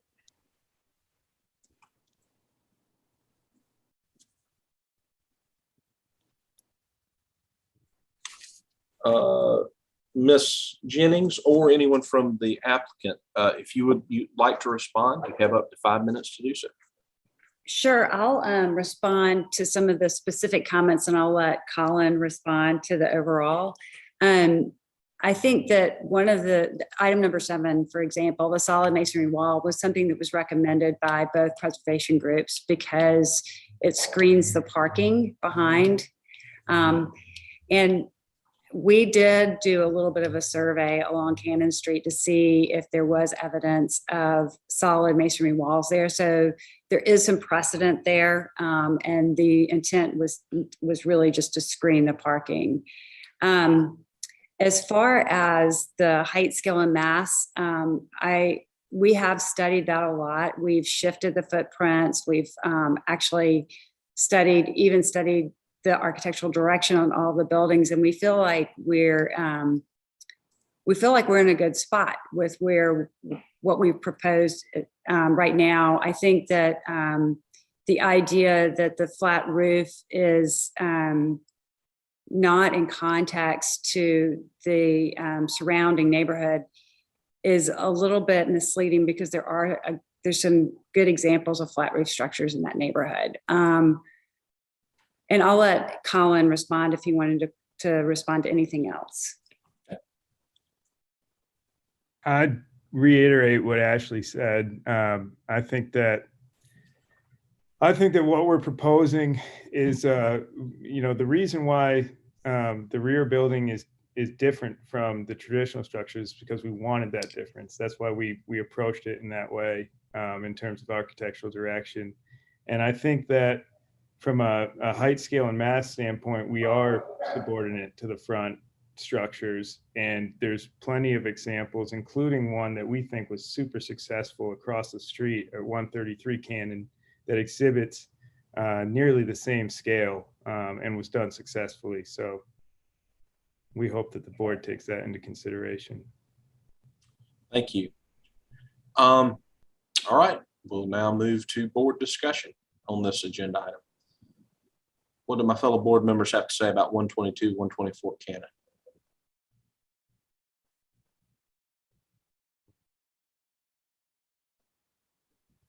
Well, I'll start by saying that when I first reviewed this, I did feel like there might be a subordination issue on the project, but I think that may be the result of the rather slim documentation of this application than anything else. More views of the SketchUp model, especially from an eye-level perspective, would be very helpful. And it might put to rest too some of the other questions that staff have raised, such as whether there's a rooftop use on any of the buildings here. Subordination is about the height, scale, and mass, and not about the architectural direction. And I'm comfortable with the architectural direction on these projects. I think what we need to discern as a board is whether nipping and tucking on these two rather significantly scaled accessory structures really is going to have any net effect. There are two new houses on the back of the lot. They're not accessory structures.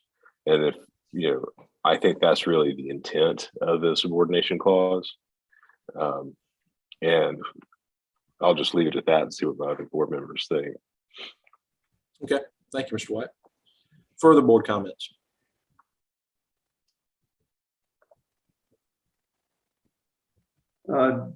John? Yes, sir. I have a comment on sheet 24 of 28. The entry stairs, that they could be relooked at. I think that's a little heavy, and maybe even look at whether or not that screen wall and the door could be recessed into the porch, because your property line is on an angle there. It's an unusual situation. Maybe that screen wall could be recessed into that porch, and that would reduce the heaviness of the flanks on the stairs going in. And also, I think the door is just a little plain. Those are my two comments. Okay, Thank you, Mr. Metters. Further board comments? This is Carol Wheeler. I don't have an issue with the two new structures in the rear. I think it's, as Jay had already mentioned, a side section would actually help here to see the relationship.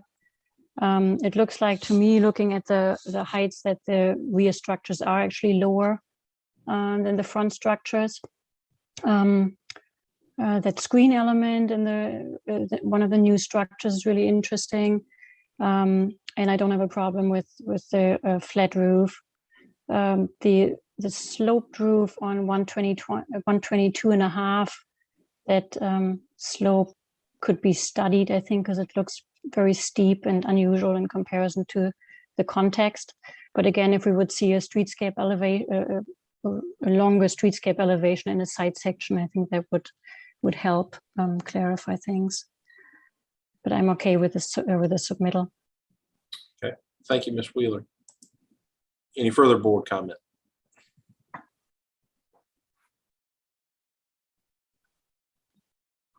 Hearing none, may I have a motion? Can we go back to the staff comments one more time? Sure.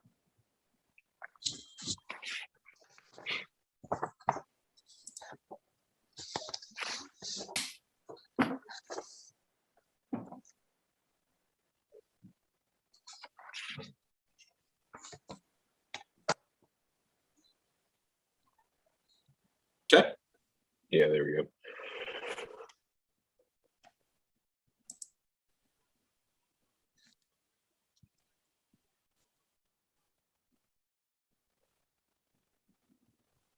So a question for city staff, I guess for Tori, y'all do comment on the height, scale, and mass of these buildings and whether they're sufficiently subordinate.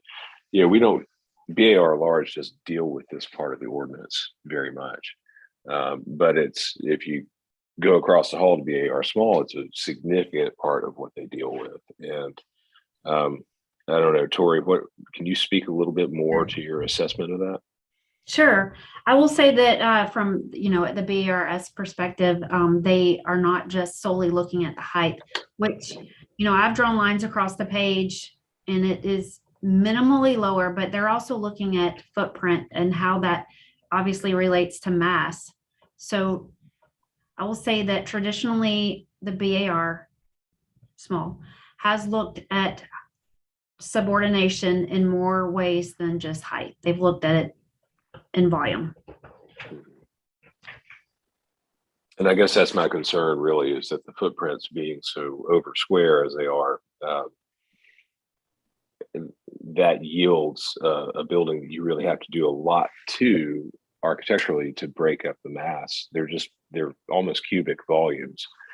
And I do think that does need to be significantly restudied.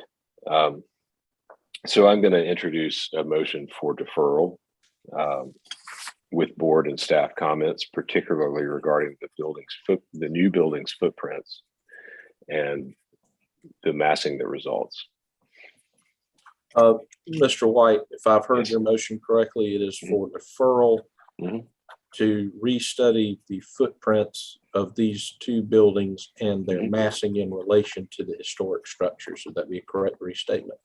That's right, and with board and staff comments. With board and staff comments. Heard the motion as I've stated it, Mr. White's assistant. Is there a second? I'll second, Mr. Chairman. Okay, there's been a motion and a second by Mr. Metters. Proceed to call the roll. Ms. Wheeler, how do you vote on this motion? Nay, not in favor. Ms. Sobchak? I cannot vote. Oh, that's right. I'm sorry. Mr. White? Yay, in favor. And Mr. Metters? Yay, in favor. And myself, yay, in favor. So it's deferred. 3-1. Okay. Thank you very much to the applicant, and we will look forward to your next presentation in front of us. Thank you. Agenda item number 5, Ms. Parrish. All right, moving on. 151 Meeting Street. This is requesting preliminary approval for modifications to the 3rd and 6th floor window pattern on the east facade facing Meeting Street. to open the facade for exterior loggia spaces. This building is not rated. It was constructed in 1981. It sits within the Old and Historic District. And I want to make an observation and provide a little clarity that you have seen this project before a few months ago.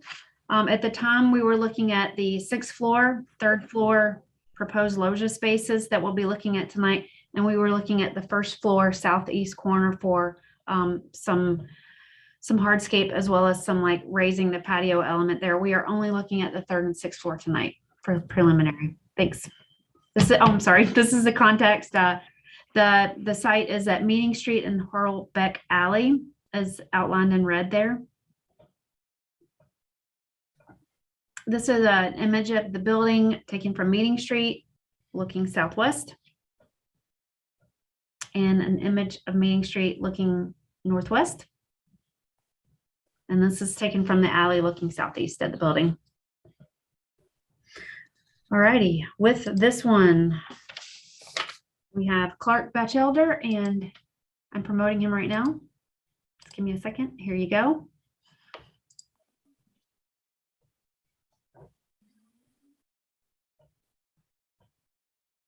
Okay, I see him. He's in the meeting. Thanks. Thank you. Mr. Batchelder, when you have a moment, unmute yourself, and as soon as you can confirm we can hear you and you can hear us, we will. You will have the floor. Okay, this is Clark Batchelder. Can you hear me? I can now, Mr. Batchelder. Okay, I also have Hank D'Antonio in our office representing Goff D'Antonio Associates. This is, like Tori said, just for the 3rd and 6th floor loggias. We are studying the 1st floor restaurant and plan to submit that at a later date. This is the view of the existing building as it stands today. Next slide, please. Next slide, please. We'll go to the 3rd floor. So the loggia space has not changed. The window sizes have not changed. What we have studied is the actual window unit itself and the detailing of the jamb and the head and the sill and how they interact with the openings. Next slide, please. So this is the current plans for the 3rd and 6th floor. The internal spaces are slightly different. There's a different, the 3rd floor will be a common area. The 6th floor is a tenant. So that would be solely used by the tenant. The 3rd floor will be used by essentially the entire building. Next slide, please. This is the proposed ceiling plans.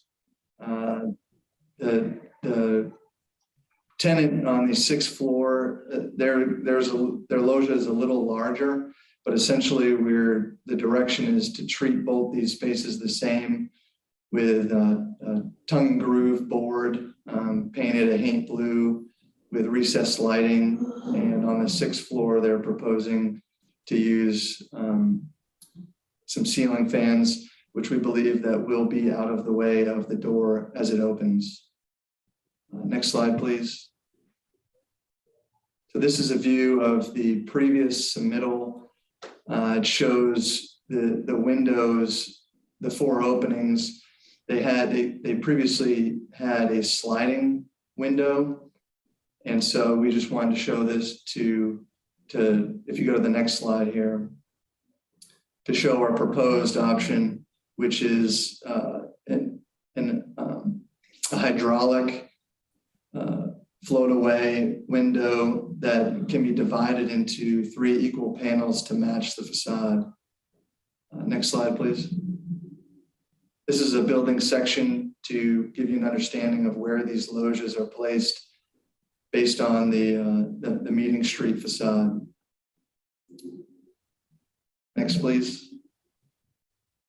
These are enlarged wall sections. So you can see how the windows are interacting with the cornice and the brick and how the heights from the floor levels are interacting each other. The left is the 3rd floor and the right is the 6th floor. Next, please. These are enlarged details showing some of the mechanism that needs to be worked around and the relationship between the ceiling inside the loggia and where the door is positioned in the structure of the wall. And essentially this float away overhead door will tilt up at its center point. Next slide, please. These are a few perspectives of the windows in the closed position. And you can see the vertical members are split into equal 3-foot bays to match the building facade. Next slide, please. And this is a rendering showing in the closed position. And then the next slide should be a rendering of the open position. And that's our presentation. Thanks for listening. Thank you, Mr. Batchelder. Let's see, public comment on this agenda item. Tori? We don't have any public comment on this Okay. one. City and staff comments and recommendations. Okay. I'm going to share an observation. Actually, I'm sorry. That's what I already told you.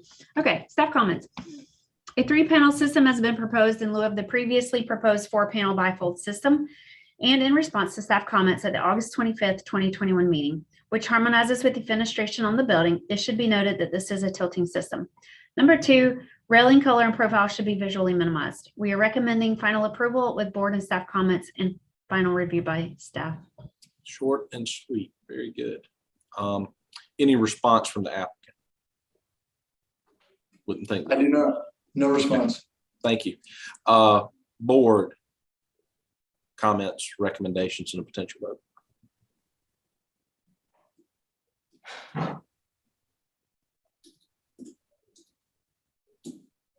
Jay, you're muted on us, buddy.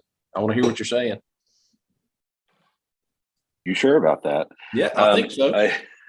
I think this is just dandy. It's a very simple, elegant way to sort of refresh a building that has been refreshed before by this firm. So it's getting a lot of love and attention. I was going to say, this is one of those rare buildings, built in the late 20th century, where every time an architect works on it, it actually improves the building. It's a very strange process, but I support the project as well. Further board comments or a motion? I second. Well, I'm sorry. Jay, go ahead. Oh, I can introduce a motion for final approval with board and staff comments and final review by staff. Second. The motion has been made for final approval with board staff comments, final review by staff. It has been seconded by Mr. Metters. Proceed to call the roll. Ms. Wheeler, how do you vote on this agenda item? Yay in favor. Ms. Socha? Yay in favor. Mr. White? Yay in favor. Mr. Metters? Yay in favor. And myself, yay in favor. Passes unanimously. Thank you to the applicant. Thank you. Agenda item number 6, 649 King Street. Number 6 is 649 King Street, requesting conceptual approval for a 15-unit apartment building with ground floor retail. This is Courier Square Phase 2, Building 2, Cannonboro, Elliottboro neighborhood, Height District 6, and in the Old and Historic District. So the larger red outline depicts Courier Square 2, and Building 2 is up at the corner there of Line Street and King Street in the smaller box. And then this image is looking north on King Street. The site is kind of over there beyond on your left. And then this is looking southeast, with the project would be over there on your right at the corner. All right, I am updating the panelists right now. So let's give everybody just a second to get in here. It looks like I have Ben Liebetrau promoting the panelist, Richard Gow promoting the panelist, but I have not seen Scott Parker or Gary Brewer. Scott Parker just appeared on my screen. Okay.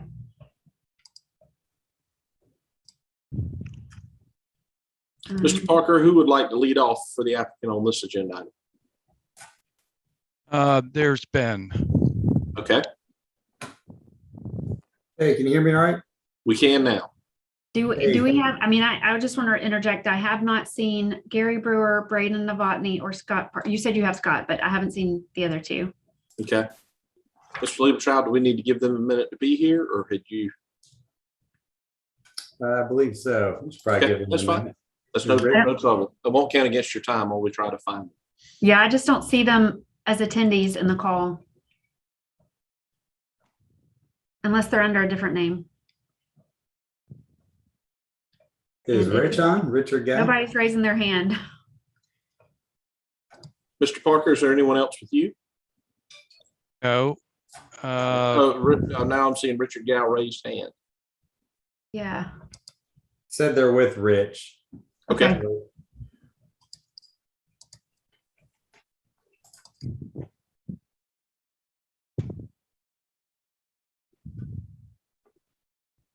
There we go. They should be in.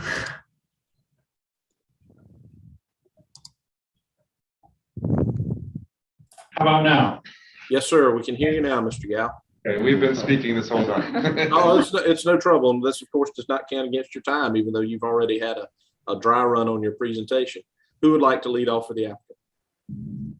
I'll be very brief, Mr. Chairman. Thank you again for having us. My name is Ben Lieberchild with Graystar, representing the developer, as well as our partner Evening Post Industries. No, it sounds quite repetitive, but our approach really is kind of remain the same in terms of trying to be good neighbors here, good stewards of this neighborhood. We hope you see a pattern of patience, involvement, and listening. We think third time's a charm here for this particular building. In order to get there, we've really gone through all the comments from BAR as well as those from the various groups, and we've organized them, reviewed each one, and I think we've addressed all of them, which has resulted in a much improved design. So with that, I'm going to turn it over to the design team. Appreciate y'all having us again. Yes, sir.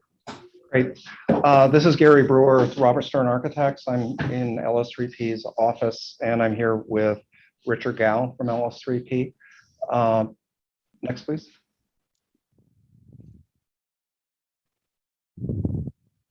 You know the building site by now. Next, please. These are the conceptual elevations from the last meeting. Next, please. We look carefully at the comments, and the revised design is an effort to address those comments. Next. Here you can see each of the comments and the proposed design on the right. I'll go through what the design changes are in following slides. Next, please. Here is the proposed rendering of the project from Line Street looking down King Street. Next. We thought it was important to site the building in relationship to Line Street and the future buildings, the Lifestyle Communities buildings, one which is under construction and the other three that were approved, with the idea that those buildings would help activate Line Street. Those buildings are taller than building number 3. And so we were thinking about the height of building number 3 in relationship to those buildings, and in particular, the corner tower element. Next, please. Here you can see the site with the corner tower located and the view down Line Street. Next, please. And then the site plan showing a new alley to the south between building number 1, and then the motor court treated as a garden to the west of the building. Next, please. And then these are showing the before and after elevations. So on this facade, the comments had to do with the gable and the tower. So we have restudied the gable, both the gable and the tower, to respond to the comments. Next.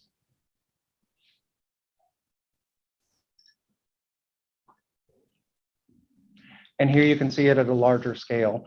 So we have revised and softened the gable and are treating it now as a brick part of the structure above the building eave.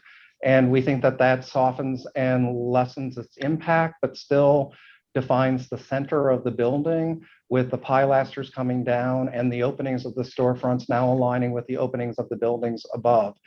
The tower has been made slightly stronger. Its eave raises up from the main building that faces towards King Street. And then we have to designate two entries, the entry on King Street with a canopy, and also a curved or octagonal canopy at the base of the tower to help strengthen that corner. Next, please. We did look carefully at examples in Charleston of buildings that had both corner elements and towers. The YMCA building is interesting in that it has lost its tower and I believe the gable as well. Next, please. And then, of course, different types of storefront precedents and how in some cases the storefront widths align with the openings above, and in other cases to maximize the length of the storefronts, they do not have a relationship of the to the storefront above. Our proposed design does have a relationship of the storefront widths to the openings above. Next, please.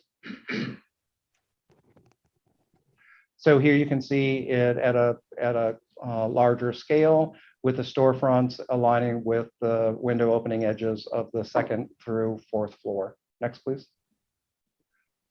And again, a larger scale detail, starting to get into the details which beyond conceptual we will be studying further. Next, please. Moving around to the Line Street elevation, the proposed on the bottom and the previous design on the top, you can see how the tower element has changed to the proposed design, and then how we have carried the brick detailing above the building cornice to define the center of this building. Next, please. So here you see at a larger scale, the openings of the storefronts aligning with the openings of the windows above, and then above the building cornice, the parapet carrying around the brick detailing that is on Line Street, so that both sides of the building have a very similar architectural character. Next, please. And then moving around to the west elevation that faces the motor court, the earlier elevation on top and the proposed elevation on the bottom, with the major changes being the eave change to brick, and then studying, making sure that the retail storefronts, next please, have an alignment with the openings above. Notable on this facade is that each of the units have porches treated as it's shown here, so that facing towards the west, there'll be lots of shadow and architectural interest. Next, please. And here you can see a larger scale detail, which we will continue to study into the next meeting. Next, please. And then finally, the south elevation, which is the elevation that faces to the new pedestrian landscaped alley. And the changes here primarily being the parapet change to the brick. Next, please. And here you can see it at a larger scale with a canopy at the center to define the center of the building, and the way that the brick parapet on the top helps to define the center with the built-in porches or balconies to the right and to the left. Next, please. A view down the new proposed alley between this building and building number 1. Next, please. This is the existing view towards King Street. Next, please. And then the proposed view with the idea that it would be a pedestrian landscape that might have outdoor seating, so that it's an outdoor landscape space for between both of the buildings. Next, please. And then a view again down Line Street. Next, please. And here is the existing. Next, please. And then the proposed building with the changes. Next, please. Rich, and are you talking about height, scale, and mass? Yeah, so again, this building does have fewer floors than allowed by zoning. Next, please. So we addressed the board comments. As Ben said, We think that it is an improved design, and we're looking forward to what the community groups and board have to say to the current design. Thank you. Very good. Thank you to the applicant. Public comments, Ms. Parrish. Right, on this one, we have Justin Schwebler and Aaron Minigan. All right, we'll let Mr. Schwebler go first this time. Thank you, Mr. Chairman. This is Justin Schwebler with Historic Charleston Foundation. We are pleased with the direction of the single expression design at the November 10th meeting. We believe that the applicants have adequately responded to the board and staff comments from that meeting and have improved the design in kind.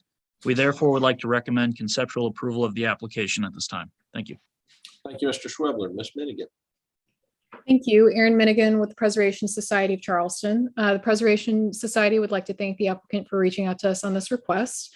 We feel the proposal is a significant improvement on the previous iteration and appreciate the applicant following the board's direction. However, we do feel the top of the corner element still feels a bit unresolved, especially when looking at the historic precedent photos. The step back brick corbelling does not feel like quite the right solution, and we feel this prominent corner piece needs further enhancement and refinement. We would encourage continued study of this element as the project moves forward, but feel encouraged the overall design is heading in the right direction. Thank you.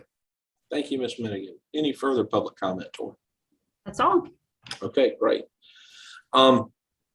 City staff comments and recommendations. Yes, we have one staff comment, staff and board comments, which were related to the balustrade, east pediment, and rusticated base have been satisfactorily addressed. The corner tower design appears somewhat incomplete without a roof, but could work if the top were better terminated with a more articulated cornice. We are recommending conceptual approval with board and staff comments. Thank you. Let's see. Any response from anyone on the design team? We're happy to hear the comments. We do agree that the tower might need some further study, which is something that hopefully after we receive approval that we will consider, or we will continue to study that corner element as well. Thank you. Board discussion and a potential vote on this agenda item.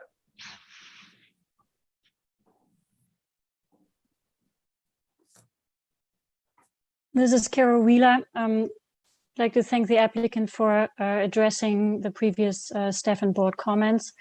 I think the addition of the canopies really help unifying the facade and emphasizing the pediment and improving that relationship. I think the tower top, if that was maybe only stone, instead of having additional brick cobbling on top, that would probably be more successful. So if you look at the precedents that you were showing, Southern Brewery in Charleston, and at that corner element, that might help with further study. But I'm in agreement with staff recommendation. Thank you, Ms. Wheeler. Further board comments? I am as well. It's the project's gotten to a nice spot. I appreciate the hard work. This is Luda. So I'm also in agreement. This was a kind of long journey, and I think the applicant is almost there. And the comments about the tower top is appropriate at this point and still need to be studied. I only have one question. If you look at the plan at the entrance at that corner of the tower, there's those little wing walls which are at each side of the entry storefront. They're kind of there's a gaps creating sort of trash collector area. I think you may need to look at it and see if it needs to be more solid structures there than just two walls with the triangular opening. That's about it, and I agree with staff recommendation for the conceptual approval at this time. Yeah, this project has evolved nicely. Moving to a single expression was obviously a good move in spite of what the design team was initially trying to do with doing something sympathetic to the neighborhood, which we understood. This has come together nicely and has been refined, and I too am confident that the tower elements can be refined without holding up the conceptual approval, unless I have some strong disagreement from my fellow board members. That's what I seem to be hearing. Further board comments? Hearing none, I'll entertain a motion if there's one to be made. This is Carol Wheeler. I'll make a motion for conceptual approval with board and staff comments. Ms. Wheeler, your motion is for conceptual approval with board and staff comments. Is there a second? I'll second that. Okay. We have a motion and a second from Mr. White, so I'll proceed to call the roll. Ms. Sobchak, how do you vote on this motion? Yay in favor. Mr. Metters? Yay in favor. Mr. White? Yay in favor. Ms. Wheeler? Yay in favor. And myself, yay in favor.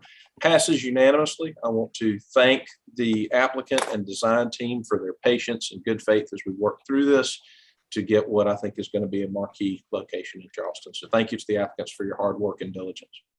Thank you. Thank you. Agenda item number 7, Ms. Parrish. All right, 609 King Street, requesting conceptual approval for a new senior living building. Cannonboro, Elliottboro Neighborhood Height Districts 4 and 6, and this is in the Old and Historic District.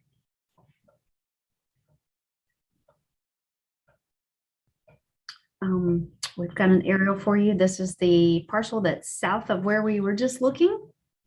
You're very familiar with the current building here at 609 King Street. This is looking at that one that will be relocated. This is looking southwest from the intersection of Columbus and King. And we're looking south on King Street. Hoffler Place is on your right, U-Haul on your left. A little further up, but looking south. And then looking west into the site. And looking north on King Street. And then we have a couple of images here of St. Phillips Street.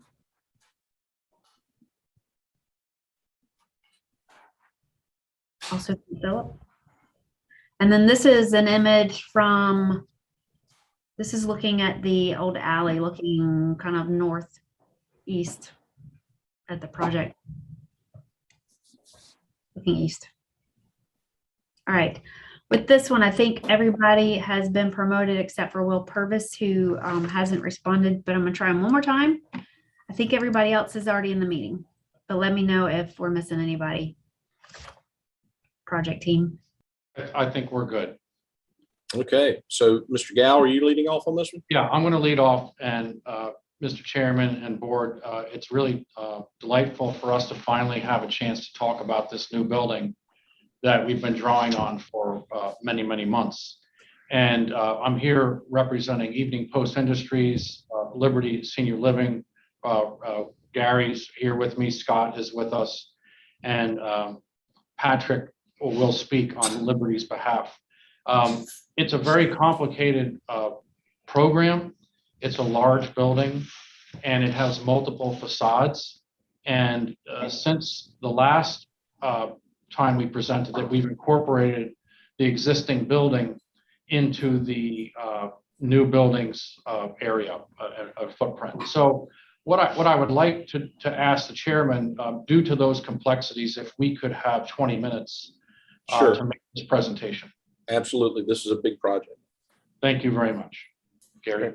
I'm sorry, Patrick.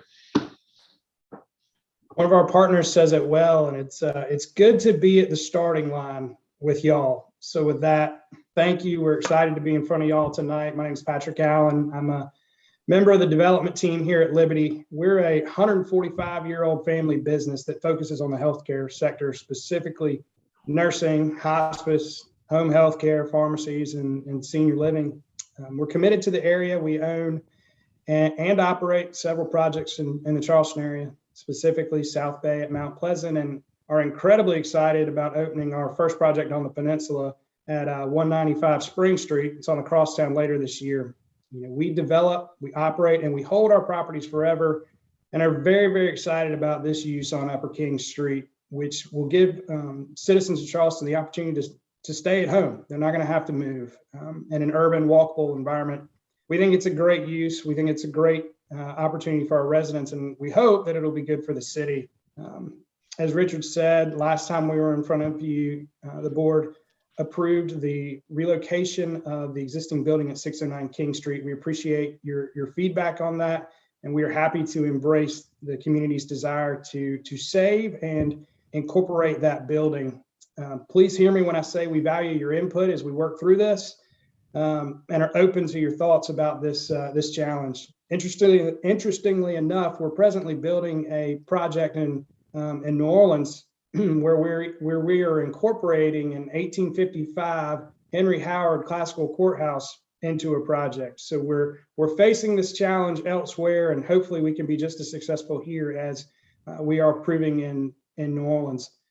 Tonight, our team of Ramza, LS3P, and Design Works are going to present what we believe is a respectful and interesting architectural solution for the site. Excuse me, and historic building at 609 King Street, and activate that old building and bring it back to life with various uses. We look forward to receiving your feedback on this and the balance of the project. Richard? Next, please. I think Scott's leading off the presentation. So. Yes, if we can go forward. This is Scott Parker with Design Works. And I will do the introduction. Keep going, please. These first few slides, we can go through them quickly. You know the site and the location. Next one, please. 609, the historic structure where we're relocating a portion of that. Next, please. Next, please.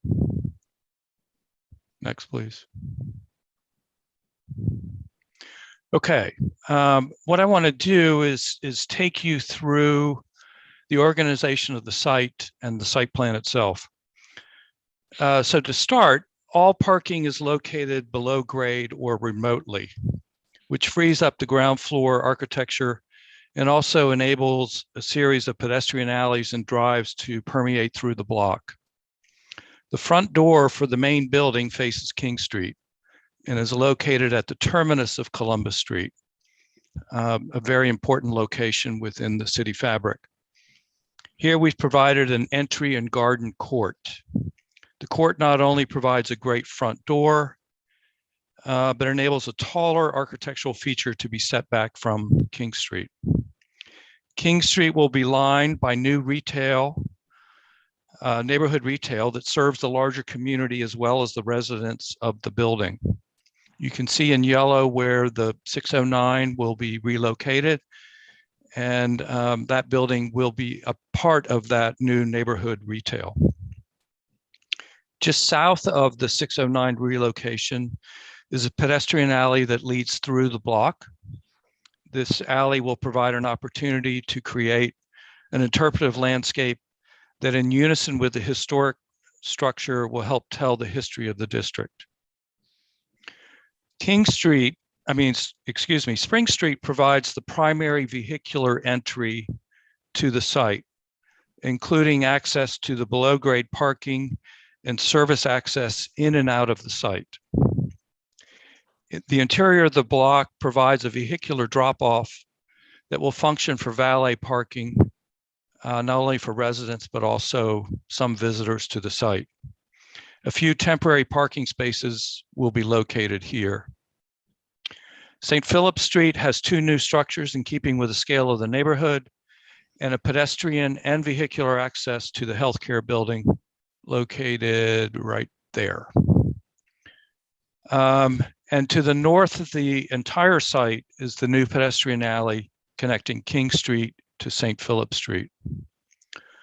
All of these outdoor spaces will utilize traditional Charleston materials and design organization and detailing. Next, please. So very quickly to show you the circulation patterns that I just described, you can move through these quickly. Next, please. Visitor drop off, access to the below grade garage. You can see where that's located. Next, please. pedestrian access next, and service access. So service vehicles come in off of Spring, access the service bay, and then exit back onto Spring Street. And the service area is totally screened. At this point, I'll turn it over to Gary. Thank you. Gary Brewer from Robert Stern Architects. Next, please. So taking you through the floor plans, beyond what Scott commented on, the basic footprint of the larger building is an H plan with the courtyard setback from Columbus Street in the way that Scott described, but also an H plan so that facing St. Phillips Street, the shorter wings of the buildings have less of an impact with the configuration of the H plan. Next, please. The below grade parking, next. And then you can just go through the plans relatively quickly. The one thing to note is that there are built-in balconies in various locations, which you'll also see in the elevations. Next, please. Next, please. Fifth, next. Next. Seventh, next. And then the roof plan. At certain locations, we are suggesting sloped roofs to respond to the context of the adjacent neighborhood and also on King Street to work with the architectural expression. You can see the red dotted line represents where the building is set back. And when we discuss the relocation of the existing building, we look carefully at how far the 5-story building should set back, but to respect the character and the of moving the existing building, but we didn't want to set it so far back that the edge of those buildings didn't help to define the edge of King Street. Next, please. We are looking at expressions for the building based on its different locations. The pink is a singular expression that is facing towards Columbus Street. Next, please. And here you can see it at a larger scale. What's unique about this part of the site is the view down Columbus Street and the ability to terminate the view. Next, please.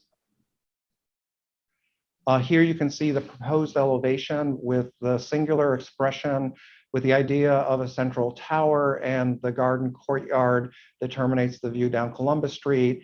And then to the north and the south, the bookend of that building helps with the composition. And then the 7th floor, to help bring down the scale of the building, we are proposing that it be in a sloped roof. The yellow shows where the relocated historic building would be. Next, please. Here you can see it at a larger scale. Next, please. And then unfolded elevations at the courtyard, built-in balconies to help add architectural interest and shade. Next, please. And then the tower element at a larger scale. Next, please. We did look carefully at local precedents, mostly for long linear buildings where roofs had a floor set within the roof, and then also the silhouette of the tower. Here you can see the sadly gone orphan house. Next, please. And we are also looking at traditional classical buildings because the goal is the materials and the detailing be literate. The Roper Hospital is particularly interesting in that it's a long building with bookends and a interesting silhouette, much similar to what is being proposed on this design. Next, please. Scott and the team are looking at different ways that the motor court might be detailed and landscaped with paving. Next, please. And then here is the enlarged elevation. Next, please. I'm sorry, can you go back one? So here we're proposing moving the 609 King Street to the southern corner of the site. And we have made changes to the design with this to have the second floor carry the stone or limestone material above it, because we think that that helps to give the one-story building more presence in comparison to the new building beyond, and it does not bring brick down to a stucco building. We have also relocated the openings of the windows and the balconies so that on the historic building, there's a centerline relationship of bays to the new building and the older building. Next, please. We also looked at the National Park Service guidelines about adding to historic buildings and traditional buildings being added to historic buildings. Next, please. And then Ramza has quite a bit of experience adding on to historic structures that are, we think, sympathetic to the character of the building, but is also done in a traditional manner. Next, please. Here you can see at a larger scale the elevation of the relocated storefront building, the setback of the new building, which is 12 feet, although the depth of in yellow in the section shows that the historic building could be 25 feet deep, which is what we heard in the last review. Next, please. What we hadn't studied in the last review that we're showing you here is the south facade of the historic building in relationship to the new building. Next, please. And so here you can see at an overall elevation, the south elevation of the building with some potential changes. Next, please. And we're showing you different options, not for choosing, but to show you how we led to what we are proposing. On the left-hand side, at the last meeting, there was a discussion of having 25 feet of the historic building being the length that was saved. When you put it on the elevation, you can see that it does not meet where the setback is of the taller building. So in the middle, this option shows preserving more of the south elevation so that the edge of the building aligns with the edge of the taller building and its setback. On the bottom left is what that existing facade looks like. And our experience with historic preservation is that oftentimes parts of a building are considered contributing or non-contributing. And the question for us was, is a cinder block facade a contributing element? And when it's moved to this location facing an alley, might it be better to consider adding windows and some suggestion of detailing that would be representative of what's on the facade? If option C was something that we pursued together with everyone's approval, we might want to tone down some of the detailing, because I think that in the future, in this approach, we'd want to distinguish that the main facade facing King Street had hierarchy and more detailing than the south facade. But we do think that perhaps adding windows opening up to the alley might be a good thing. Next, please. So here you can see each of the schemes at a bigger scale. Next, please.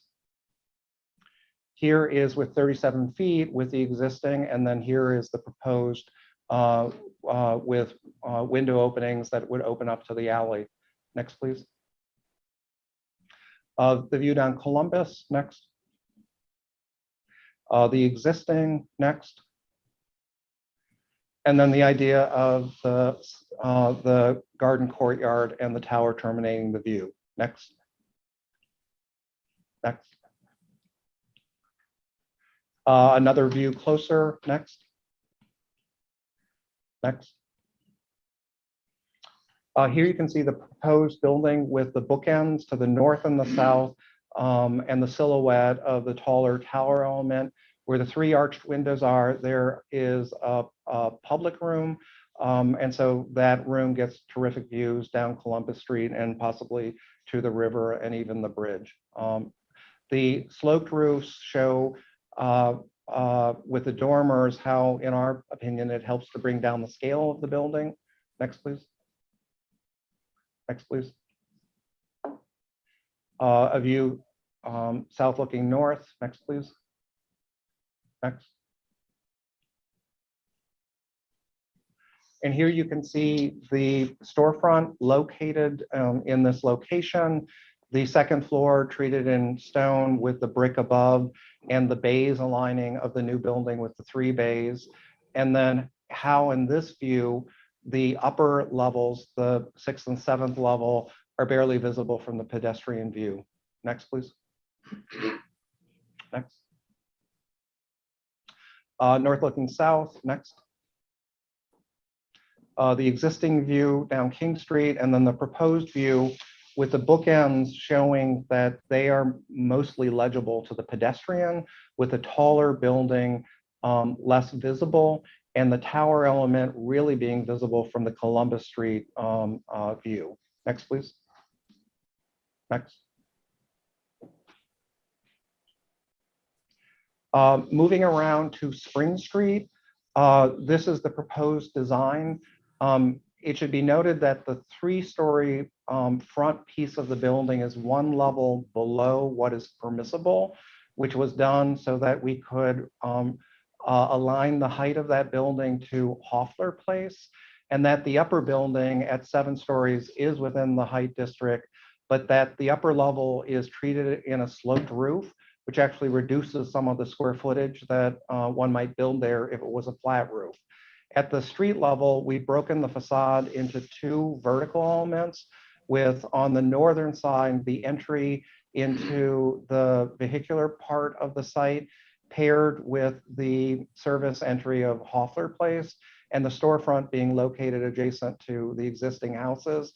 And then these 3 stories have a 2nd and 3rd built-in porch. Next, please.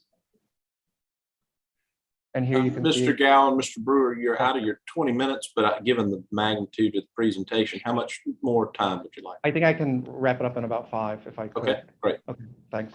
Next, please. So then moving around the rest of the elevations. Next, if we could go to the perspective, please. Next. Next.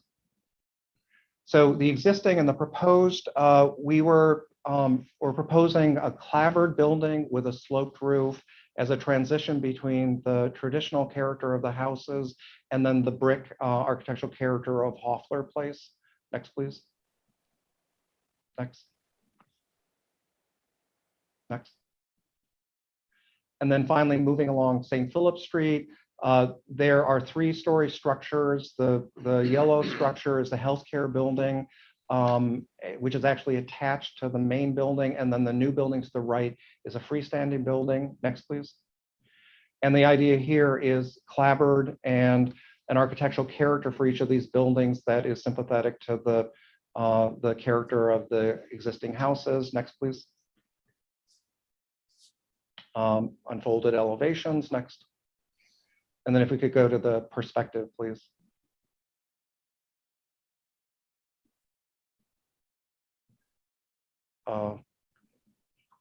So looking down St. Philip Street, the existing, next please. And then the proposed with the healthcare building having a side porch, and how its height, scale, and mass relates to the adjacent houses, and how it obscures the taller building to the east. Next. Next. Another view farther north. Next. Next.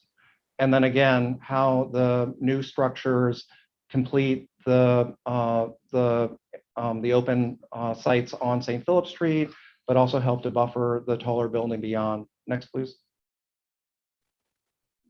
Next. Looking down Bogart Street. Next. Existing. Next. And then here you can see the edge of the Northwest Pavilion peeking up above the 3-story house, and then to its north, the alley that will be formed between this project and the Gray Star project. Next, please. Next. Next. And then the alley, Scott Parker's team has worked to develop a landscape pedestrian alley between the 2 buildings. Next, please. And next, please. And what you'll see in the perspectives, if we can go to that next. Next, please.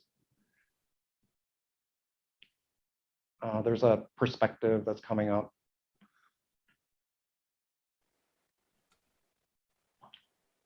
This is the existing, and then this alley would be heavily landscaped that would connect King Street to St. Phillips Street, bounded between this project and the Gray Star project. Next, please. Next. And then finally looking down St. Phillips Street. Next.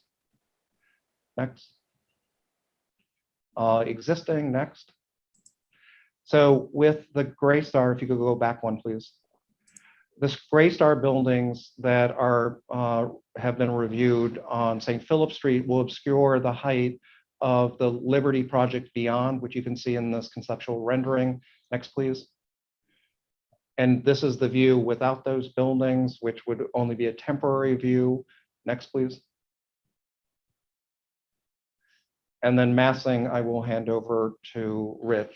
Well, in the interest of time, I'll simply say that this is the before with the zoning envelope, the next image. This shows what's being crafted, the H shape with the narrow faces facing King and St. Philip, and the fact that the 6-story and 3 stories on Spring are actually lower, because the 6-story is actually designed as a 5.5-story component, and a 4-story area is allowed. And there's a lot going on trying to make the building fit into a block, and we've done different things on different sides to make that possible. Next. And just reminding about the difference. Next. And reiterating that 6 stories is actually 5.5 because it's in a roof, and we're only doing 3 stories along Spring. Next. And then this is the architecture with only half of the western side of the 7-story building being used, because we have an H-shaped plan. It mitigates the scale of the building from St. Philip Street. Next. And I think we end on the perspectives. Right. The perspectives are Yep. right there. Thank you for the extra time. And we look forward to everyone's comments. Absolutely. Thank you for a very large, very impressive presentation. Let's see. We have written or live public comment on this agenda item, Ms. Perry. We do. We have Justin Schwebler and Aaron Minnigan. Okay. Ms. Minnigan can lead off when she has a moment. Thank you. Erin Minnigan with the Preservation Society of Charleston. The Preservation Society would like to thank the applicant for meeting with us on this project and walking us through this proposal. We have concerns about conceptual aspects of the design we feel warrant deferral for restudy. Beginning on the primary east facade facing King Street, we feel this does provide an interesting terminus view at the end of Columbus Street. The massing is handled well, and the roof treatment over the 7th floor is positive. However, the height under the cupola is overly grand and should be reduced in prominence. Also, we feel a motor court on King Street at a major intersection is neither prudent nor appropriate and should be replaced with green space. Regarding the architectural direction, we are concerned the programmatic desire for balconies is driving an architecture that is more resort style than urban, which is not appropriate for King Street. The proliferation of different fenestration types negatively impacts the architectural quality of the building and should be restudied to present a more simple, rational pattern. On the historic building, we are grateful to the project team for committing to its preservation. In this proposal, we appreciate and prefer the options showing the historic wall being exposed along the alley, which best conveys the historic form of the building, and do not recommend option C, showing a falsified Art Deco facade wrapping around the building. Also, we feel the new building currently overwhelms the historic structure and would suggest providing more than 12 feet of relief to allow the form of the historic building to be better expressed. We are also disappointed no effort has been made to adjust the new building design to relate to the historic building. As shown on pages 37 and 38, the most successful examples of new construction associated with historic buildings are those that pick up on the character and details of the historic architecture without exactly mimicking it, to read as contemporary yet compatible. We feel more study of the new building design is needed to speak to the character of the existing historic building. Moving around to Spring Street, we feel this portion of the building needs significant restudy. Again, the design of the primary facade is being driven by the balconies and does not relate to the character of the streetscape. The roof over the taller portion needs to be revisited also, as the west-facing shed dormers are not successful. On the rear of the building, we believe the 7th floor begins to negatively impact the architecture and strongly feel the height and mass needs to be restudied to be more deferential to the adjacent neighborhood. We would draw the board's attention to the renderings of the buildings from Bogart and St. Phillips Streets, which illustrate how massive the building will be directly behind the predominantly 2- and 3-story context.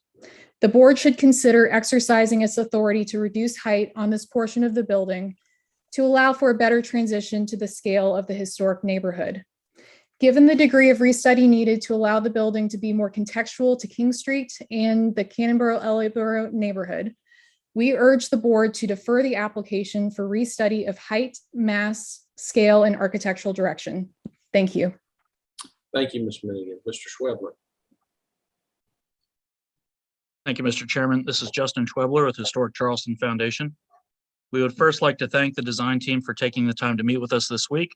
We're pleased to see the extra attention being paid to the historic storefront of 609 King Street and how it could be incorporated into the new programming of the Liberty development. In our meeting, we expressed our preference for option B as it preserves the greatest amount of historic structure, meets a natural line in the new construction, and utilizes previously existing window openings. We understand that the design team has a desire to refurbish the south corner, but we feel that the intention of the board's decision to preserve the south wall was to save as much original material as possible to be reincorporated into the new structure. Option C would essentially be demolishing that wall that was intended to be saved in the November 10th and November 22nd meetings. We feel it's important to preserve the building and its sidewalls as is to respect the original material and design of the building. While it may not be high style or particularly attractive facade, it does tell the material story of the historic storefront along portions of King Street, which is the intention of its preservation. That being said, we would be willing to see the Art Deco motif wrap the corner slightly to make the corner more attractive, so long as the addition does not demolish any of the historic material. Again, we appreciate the design team for taking the extra time to think about the best way to preserve and represent this historic structure. We do have some concerns with other portions of this development, however. We find the Spring Street portion of the design to be too tall. A 4 or 5-story building with a flat roof or parapet would be a better transition between the Hoffler Place apartments and the historic single houses along Spring Street. We also find that if clapboard style siding is preferred for the residential feel, a smaller building would be more appropriate for that material choice. We also recommend a reduction in height of the 2 western buildings of the primary building mass that extend towards St. Phillips Street. We feel that if these 2 wings are reduced in height even by 1 story, there would be a significant reduction in the visual impact of the development from St. Phillips Street. Because of the required discussion regarding the historic storefront and the adjustments to the height and massing along Spring and St. Philip, we recommend deferral of the application at this time. But we're encouraged to see the overall design progress and look forward to meeting with the design team to see their revisions. Thank you. Thank you, Mr. Schwebler. Further public comment, Ms. Parrish? That's all I've got. Okay, great. We'll then move to city staff comments and recommendations. All right. I'm gonna start reading, but we'll have them up on the screen momentarily. Number 1, providing a prominent feature for the terminus of Columbus Street is a positive gesture. The height, scale, and mass and general architectural direction of the King Street facade would be acceptable with some toning down, simplification, and refinement of the detailing. Number 2, the intersection of the new building to the relocated old building would be critical and should be articulated in detail to fully understand the connection. Option C, as depicted on page 42, is not appropriate as it creates a false sense of history for the salvage building. Number 3, regarding the height, scale, and mass at the buildings on St. Philip and Spring Streets, there is a disparity of scale with the newly proposed in the context of the old and historic, and the differences jarring in some locations. Restudy the scale of the building elements, which are character defining features in the context of the adjacent historic structures. Number 4, more specific to these buildings regarding the Spring Street building, attempting to adopt the language of a Charleston single house on a much larger mass is problematic. This is more evident with floors 4 through 6 and which may overwhelm the adjacent houses. Consider a new direction for this building. 5, the first floor height for the new building on Spring Street appears to be set by the vehicular opening. However, the first floor is very imposing to the adjacent smaller scaled existing house, and the juxtaposition of the new building to the adjacent structure is jarring. 6, the elements on the Spring Street building, such as the dormers and columns, appear to be quite large, which causes concern over scale. These should be restudied. The proposed exterior material of siding also presents the challenge of how to scale to a larger form. 7, the exterior materials should wrap the interior of the vehicular entry of the new building on Spring Street. 8, the windows on the north and south facades of the Spring Street building need to be more vertically proportioned. 9, the shed dormers on the Spring Street building appear unrelated to each other and too wide. 10, the King Street brick expression should conclude at an internal corner. Confirm this to wrap around and above the parking garage vehicular entry. Confirm this expression wraps the southwest corner. 11, the northernmost building on St. Phillips Street, which is depicted in tan, again appears to depict larger windows than necessary, especially in comparison to the existing house. Please confirm size of the windows and reduce if possible. 12, the porch bays on the north side of the tan building are more wide than tall and could benefit from being made more vertical in proportion. Additionally, the plan seems to show that the outer porch bays project, but the elevations depict the center 3 bays projecting with a gable form above instead.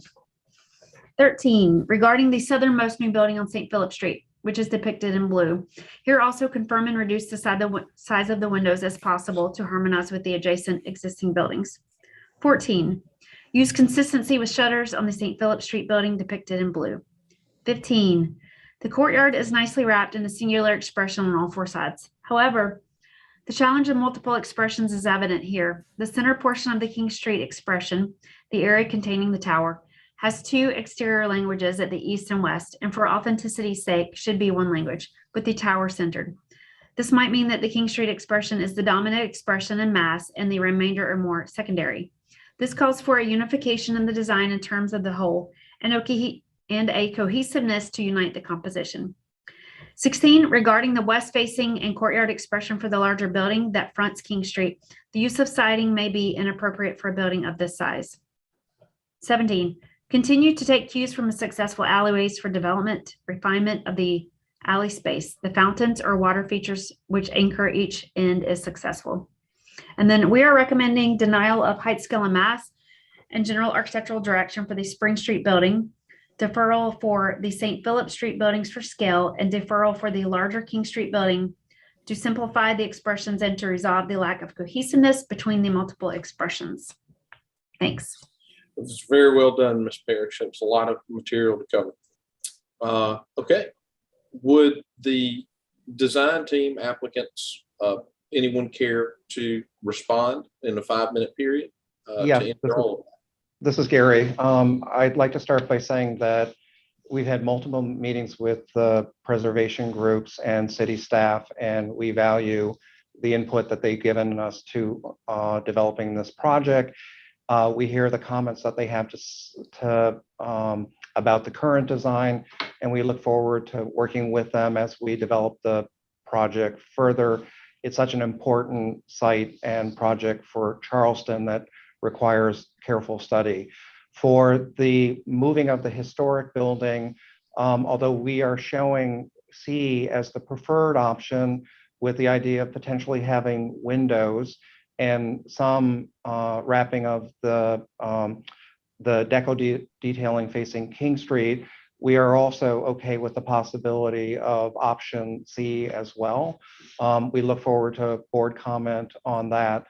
On the height of the building facing towards St. Philip Street, that may require additional study, but we would like to note that that facade is over 100 feet away from St. Philip Street, and we thought that the perspectives show how its height, scale, and mass is not necessarily a detriment to St. Phillips Street, especially with the new buildings helping to guide it. So those are our comments. Rich, I don't know if there's anything you'd like to add. No, I think, we do appreciate everybody's comments. And I will say that a project of this complexity, healthcare meets living, meets retail, is a very complex program.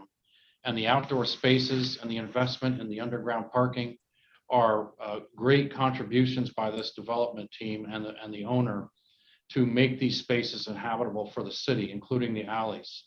And part of the cost of making these spaces on the ground floor the way they are is that we have to do a little bit taller building. And I think that the wings that face west can be articulated better, but there is a give and take that's required because of this project and all of the things that we have to put in it to make it successful. So I hope you consider that in your deliberations. Certainly will. Thank you, Mr. Gallo. It's quite a unique location. It's a large project. I don't understand all of the parameters of everything that you had to put into it, but I can see from your presentation that there are a lot of moving pieces. It's obvious that you've been very thoughtful, and we'll work through this together. Let's commence board comments, recommendations, and possible motion.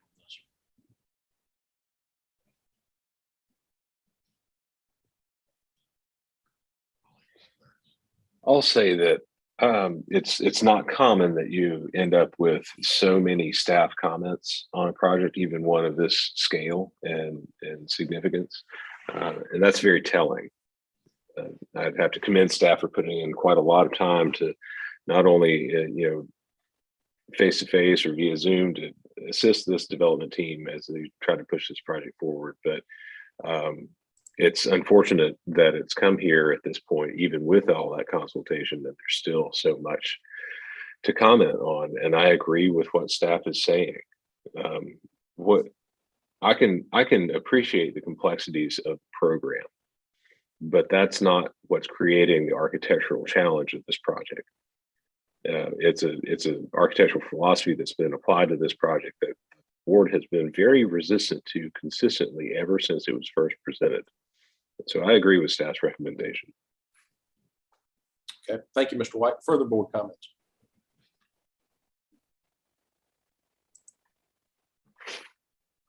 I can start here. So yes, I actually agree with what Jay just said, and yes, staff comments, and there's 17 and could be more. Also, both Preservation Society and Historic Foundation, their reviews and their comments and suggestions are very valuable at this review right now. And it's kind of disparity, and I keep looking at the King Street facades and incorporation of the Art Deco portion of the building, which we preserve. There's no sympathy to that building with the new design whatsoever. And I think it needs to be drawn a little bit from it, particularly when examples of the new additions of other projects to the existing showing really sympathetic rendering of the new toward the existing. And again, there's like balconies, arches. It's all kind of it's not King Street. It's not much of the urban. Actually, these balconies with the arches, kind of Rococo arches, huge ones, look more like there's a garage behind it to me. I'm going to move to the tower. The Charleston orphan building, which presented in this package, is actually showing similar something as the tower, but the cupola is actually moved into the roof behind the pediment, and that helps to reduce the tower flatness, what is it now, but also height. The mansard roof with the dormers, dormers are kind of unproportioned to that mansard roof with the shutters. Again, Charleston Orphan building is showing really nicely proportioned dormers and proper slope of the roofs over, and et cetera, et cetera. So that's kind of what I'm looking at. And of course, the Spring Street, I'm not particularly understand where's those recessed, balcony and that pediment, the balustrades and all that coming from suddenly. And I can continue, but all that said, I think we need to keep studying this. Even so, there's a lot of been done and it's appreciated, but I think this building needs to need more studies. Thank you, Ms. Subject. Further board comments? Yeah, Mr. Chairman. Yes, sir, Mr. Metters. I have made this comment previously. The proportions of all of the precedent buildings are well developed. They're peaceful. Nothing is overwhelming. There's a flow. You can maybe walk by it and certainly see it, but it's not screaming out at you. And I see these precedents, and then I try to apply what I think the design team is asking us to look at, trying to apply those precedents to these buildings, and I don't feel the same peace. And, I don't have the knowledge to pick which parts create the confusion for me, but I feel confusion. And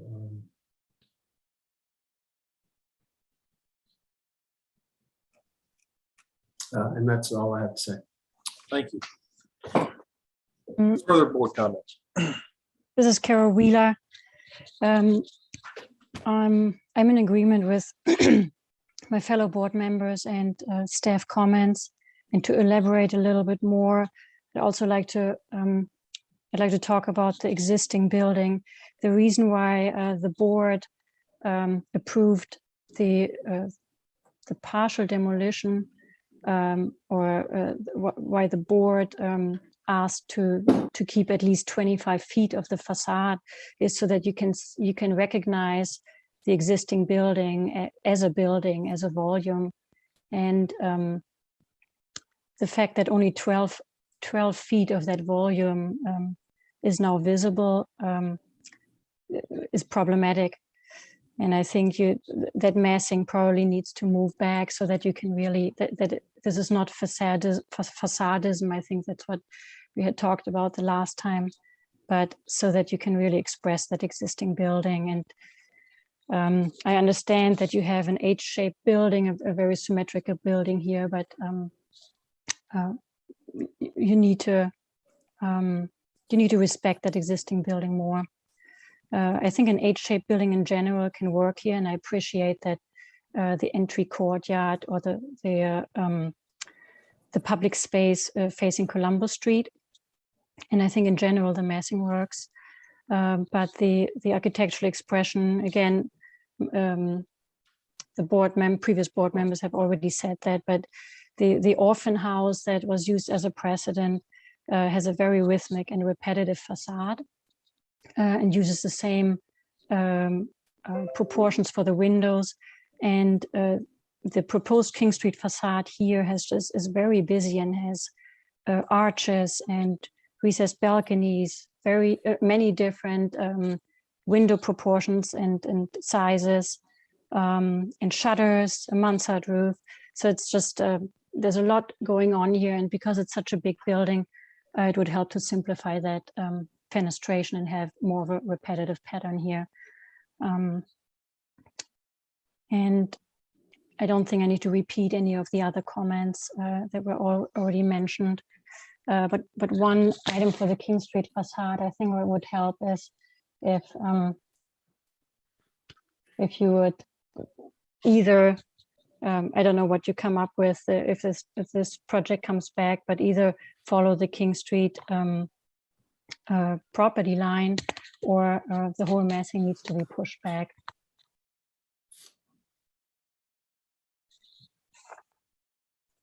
Anything further, Ms. Wheeler? No, I think I'll just agree with staff comments. Yeah, I want to ask. I'm sorry, I forgot. I want to ask a quick question. There was a note that parking is now remote. Do we know where it is now, or will be? Because we used to have the seems to be parking behind the building facing the King Street. Is that correct? I'll let the project team speak to that. Scott Mr. Parker, I see you. Yes. So the vast majority of the parking is located below grade on the building site.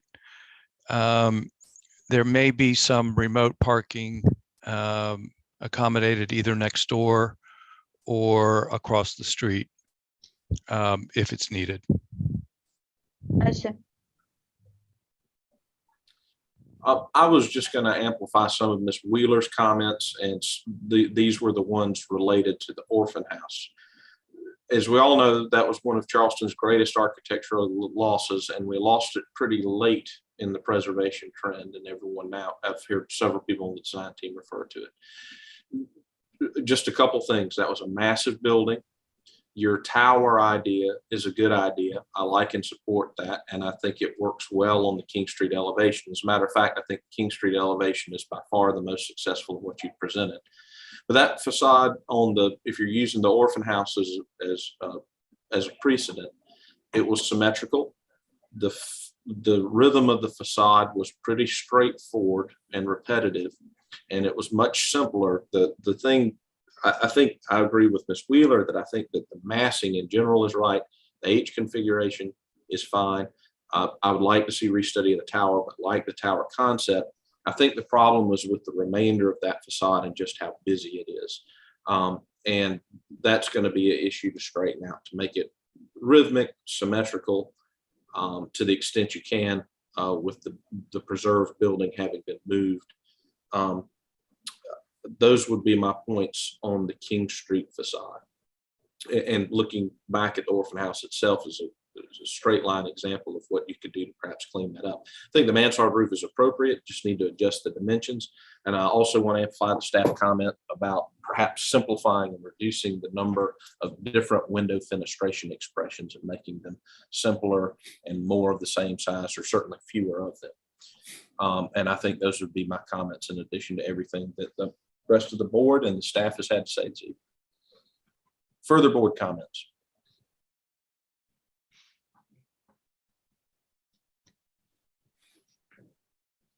If no comments, a motion. I'd be willing to entertain one, or enter one. I'll entertain one too. For me to entertain. For one for you to entertain. That's a better way to put it. And since the staff recommendation was rather complex, I'm just going to state it this way. And I'm going to move in accordance with the staff recommendation, including board and staff comments. So that is to say, when you move in accordance with staff recommendations, you would be fully incorporating the staff recommendation, Mr. White? Yep, adopting it verbatim. Okay.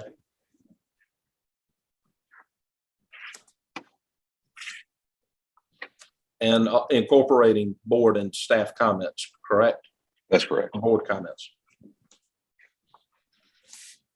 So that motion, as I understand it, Mr. White, is a motion in accordance with all staff recommendations as published on this agenda item, and also incorporating board and staff comments here this evening.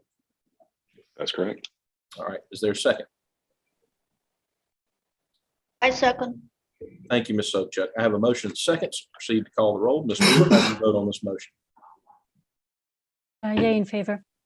Mr. Oh, sorry. Meadows. Yay, thank you. Ms. Sobchak, Yay in favor. Mr. White, Yay in favor. and myself, yay in favor. I want to thank the applicants for getting through what was a very difficult session, and we look forward to working with you to get this project right, incorporating all of the feedback that you have had. Thank you to the app for your presentation this evening. Great, thank you. Thank you. Thank you very much. Are there anything for the good of the order? Any agenda items or housekeeping from you, Ms. Parrish? I don't think so. I think you all saw the note that we'll be looking at resuming in person early February. I did. Thank you for that, and I very much look forward to that. Me too. I think that's all for now. Okay. Happy New Year, everyone. Let's get the year off to a great start, and I'll see you at our next meeting. Great. Thank you all. Y'all have a good night. Thank you. Good night. Good night. Thank you all for your time.